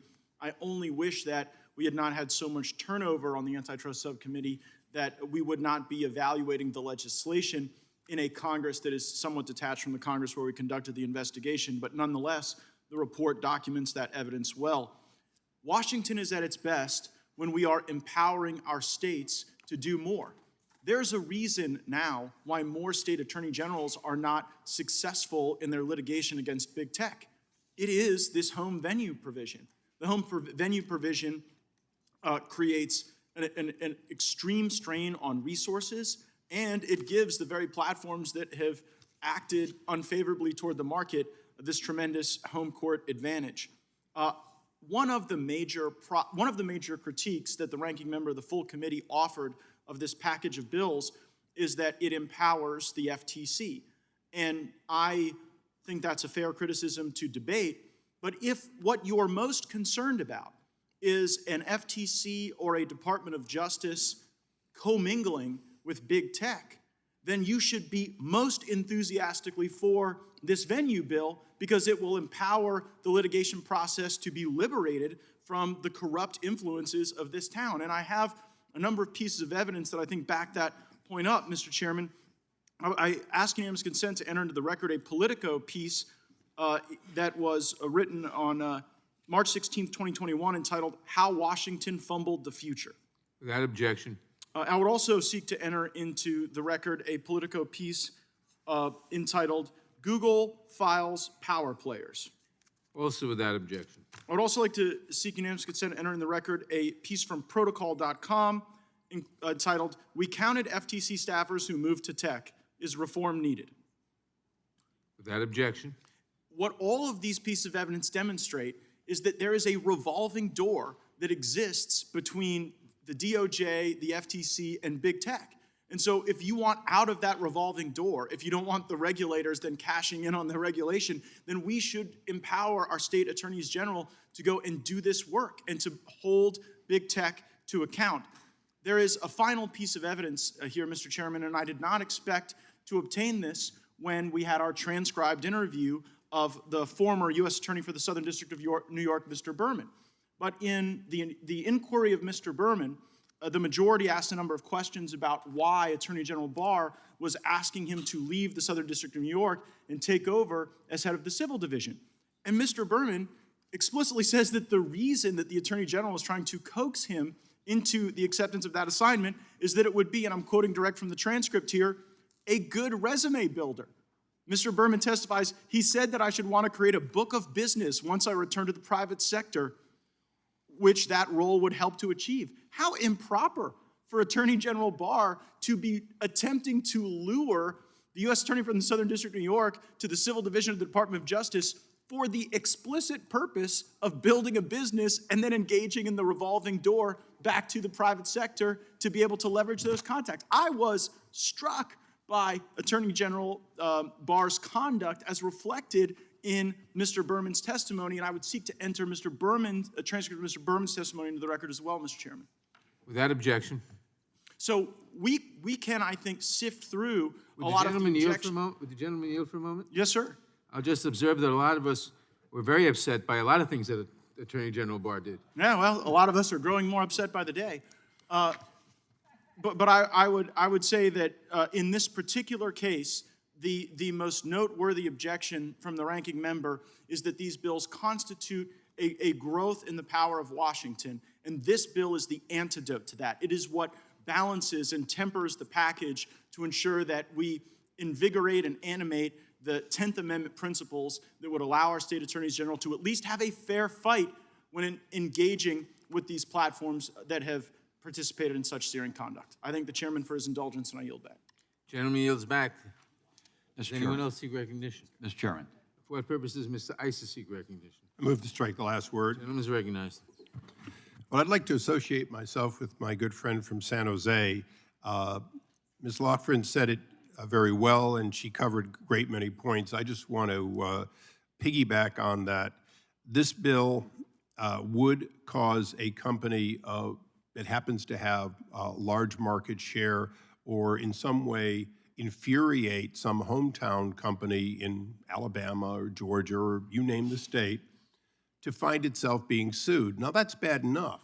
But then when it's backed by a plaintiff's lawyer who's going to share in the proceeds, and then when it ends up having not one state, but 2 states, 3 states, 4 states, 5 states, earlier the terms efficient and effective were used.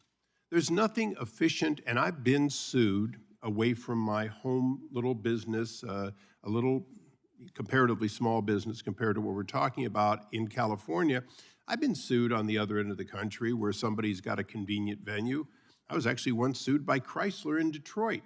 And I've got to tell you, they had a hell of a hometown advantage suing an auto company from California, and they did it. Now, it was bad enough, but it was only one. Can you imagine if you're a small company and you get sued 5, 10, 15, 20 times? It's the same basic suit. It alleges the same conduct. The same officers, directors, and individuals in the company are being deposed, and yet you're being hauled hither, thither, and yon on behalf of a dozen or maybe 48 states? There's no efficiency or effectiveness there. Yes, Google, for example, is saying the people you want to depose, the information you want, happens to all be in the Northern District of California. And yes, it might be a favorable, I object to the Ninth Circuit ever being called favorable, by the way, but it might be favorable in some ways.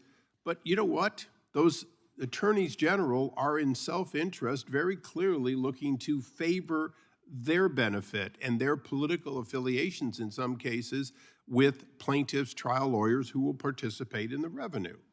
So the idea that we're going to throw away the consolidation for companies large or small, and I understand there's an amendment that's going to limit this only to the very largest companies, which would at least eliminate the idea that a company of 10 million or 100 million or 200 million could find itself in a dozen or more venues chosen by the plaintiffs to, in fact, drain you into finding a need to settle. And you can imagine, an antitrust case costs the defendant millions of dollars. If you have the ability to have 10 cases consolidated into one when they have substantially the same factors, it saves both sides those tens of millions of dollars. If you allow this proliferation to continue, then it doesn't. I would contend that if we were only talking about one state filing in its own venue for itself, that we could have a discussion that there's no justification for consolidation or maybe even venue change. But we're not. We are talking about cases in which there will be multiple, and Google's a good example, there will be multiple cases filed by multiple different attorneys general, and they will each piggyback each other, they will coordinate, and the like. So let's be honest. This is a bad change, as Ms. Lofgren said, of 50 years of effective, historic consolidation, which is to the benefit particularly of our limited federal judges. And I'd yield to the gentlelady. I thank the gentleman for yielding. I just remember the years we put in to avoid the forum shopping provision that we had in terms of patent litigation. And Mr. Blumert is getting up, as we mentioned. That's right, because it is the Eastern District of Texas. But really, it is a shakedown on the local bar because the lawyers from the headquarters, wherever that company is, have to affiliate with the lawyers who are in the district. So there's that aspect to it. It's very abusive. If there's a problem in terms of bringing these cases quickly without this, then let's look at adding some resources so those cases can be properly brought. Let's not blow up a system that's worked for 50 years, especially without getting input from the Judicial Council. And I thank the gentleman for yielding. I thank the gentlelady, and I would just close by saying, if you want to mend a system, let's work with the Judicial Conference to find ways to increase the efficiency, not end it in hopes that 50 cases will be more efficient than one. I yield back. The gentleman yields back. For what purpose does Mr. Liu seek recognition? I move to strike the last word. Gentleman's recognized. Thank you, Chairman Nadler. On this specific bill, I frankly just don't understand the consequences of what would happen if it became law. Many of us on this committee have had no hearings on this specific bill related to venue for antitrust. I don't really understand the complexities of this bill. What Representatives Issa and Lofgren said seem to make a lot of sense to me. I'm going to vote yes on this bill and allow the legislative process to continue, but I may not vote for this bill on the House floor. I'm simply going to have to learn more about it. This bill was kind of put in at the last minute, and it just seems to me that without a lot of notice, there's not a lot for me to go on. I don't actually know who to trust on this bill. I've heard no expert witnesses about it, and it makes some pretty drastic changes. So I will vote yes, but reserve the right to vote no on the House floor. For that, I yield back. Gentleman yields back. For what purpose does Mr. Bishop seek recognition? Thank you, Mr. Chairman. I have an amendment at the desk. The clerk will report the amendment. Mr. Chairman, I reserve a point of order. Point of order is reserved. Amendment to the amendment in the nature of a substitute to H.R. 3460, offered by Mr. Bishop of North Carolina. Page 1, strike lines 7 and 8 and insert the following. 1 in subsection G by inserting before the period at the end of the first sentence, or any action in which a state is a complainant arising under the Amendment is antitrust. considered as read. The gentleman will explain his amendment. Thank you, Mr. Chairman. Did you say I'm recognized, yes, Mr. Chair? yes. Thank you. You know, we've been here several hours. We're talking about big tech abuses. Let's do something about big tech. So the bill as originally offered would amend current law to prohibit the Judicial Panel on Multi-District Litigation from transferring antitrust cases brought by state attorney generals under federal law to other jurisdictions. So that would apply generally to state antitrust cases and would cover any type of antitrust case, not just cases against big tech. Consider the prospect of antitrust cases in some matter that arises by state attorney generals in, I don't know, 30 or 40 states against any kind of big business. Big businesses having nothing to do with big tech. Maybe airlines or drug companies or some high-profile target for other reasons. I think Mr. Jordan suggested oil and gas companies, whatever. You know, you'd have the prospect of not being able to have those cases coordinated before a single judge for handling, transferred to a single district for handling.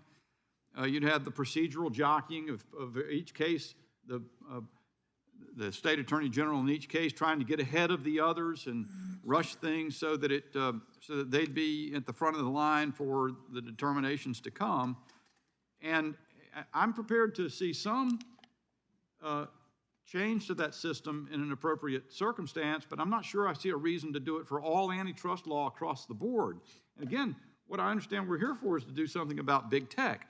So my amendment would limit the scope of H.R. 3460 to only allow big tech antitrust actions brought by state attorneys general to be exempt from consolidation by the Judicial Panel on Multi-District Litigation.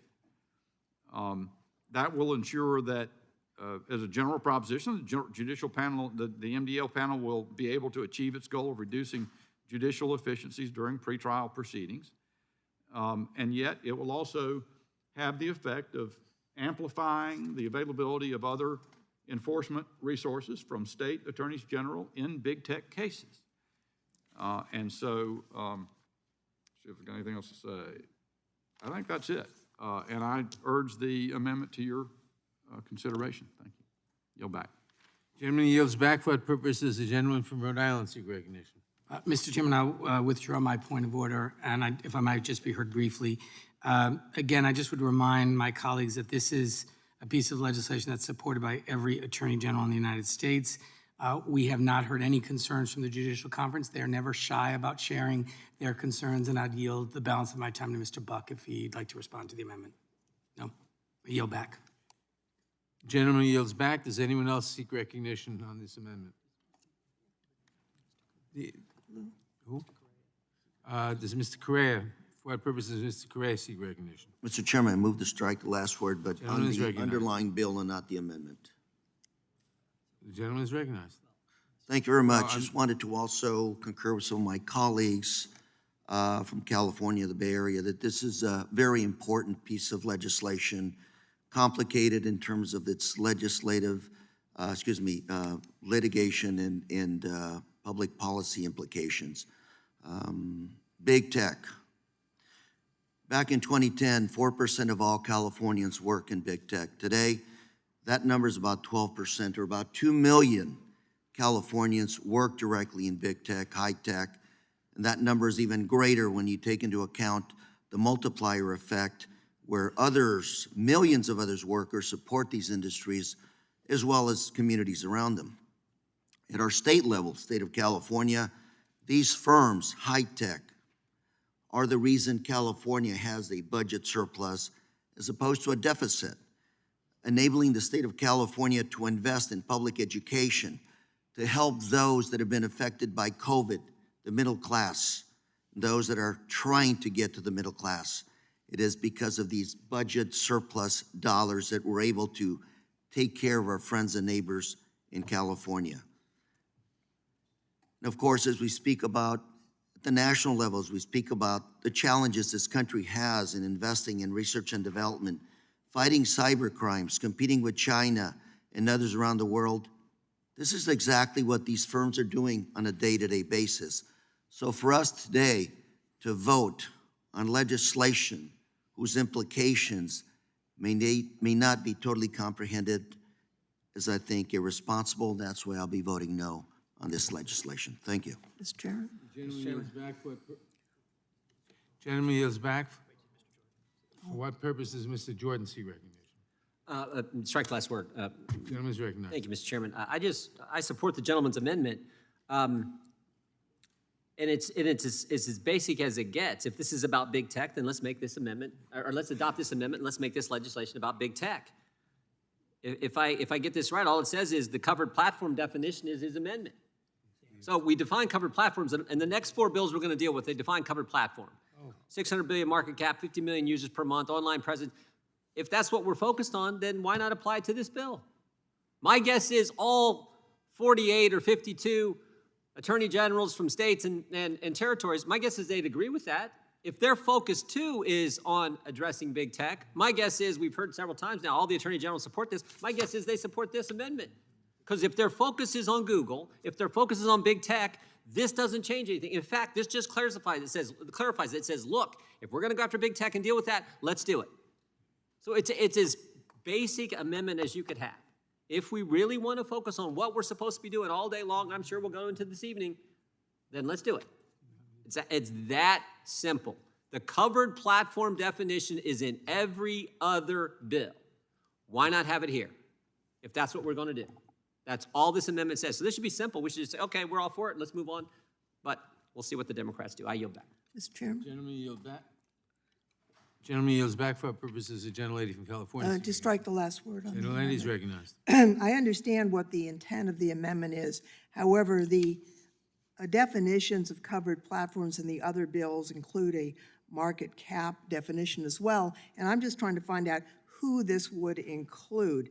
And going on the fly, searching Dr. Google, it looks like this would include Reddit, Twitter, Zoom, Skype, LinkedIn. I don't know what the impact would be. But the gentlelady, I would be happy to yield. I thank the gentlelady. I think you're correct. Here's the language. It says that there would be, the state attorney generals would be able to have venue in their home states in any case arising under the antitrust laws, as the antitrust laws pertain to any company that owns or operates an online platform with at least 50 million United States-based monthly active users.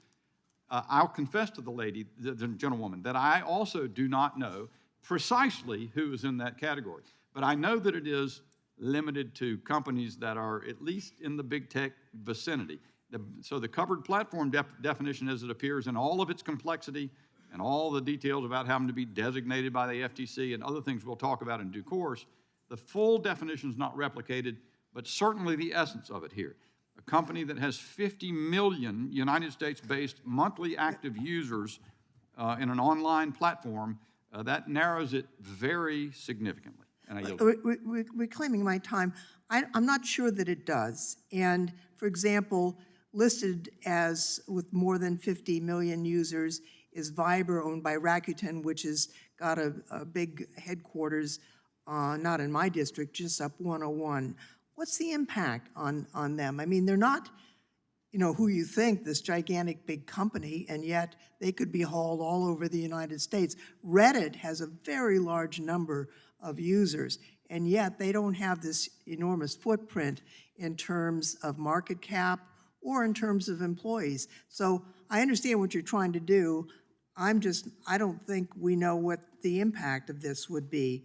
Zoom also would be included. That is in my district, headquartered in my district, and they have a lot of users. We've all been using it. I think we're using it today to broadcast this hearing, and yet it is not, in terms of market cap and in terms of number of employees, it's more on the modest side. So I Would the gentlelady yield one more time? I'd be happy to yield. Thank you, ma'am. I would say, one thing we do know is that it will be much more limited than the bill as originally drafted by virtue of the amendment. I yield back. I just, I appreciate that the gentleman is trying to fix something that honestly, I think we should postpone until we can study more. Well, we didn't have, I realize this is the Antitrust Subcommittee, but I serve on the Courts Subcommittee, and we didn't have any review of this either. And I just think it's a pretty big change to do on the fly. I was not aware we were going to be doing this until just recently, and I think it's a big mistake to leap ahead of where we know we're going. And with that, Mr. Chairman, I yield back. The gentlelady yields back. There are votes on the floor, 3 votes on the floor. The committee will stand in recess until immediately after the votes.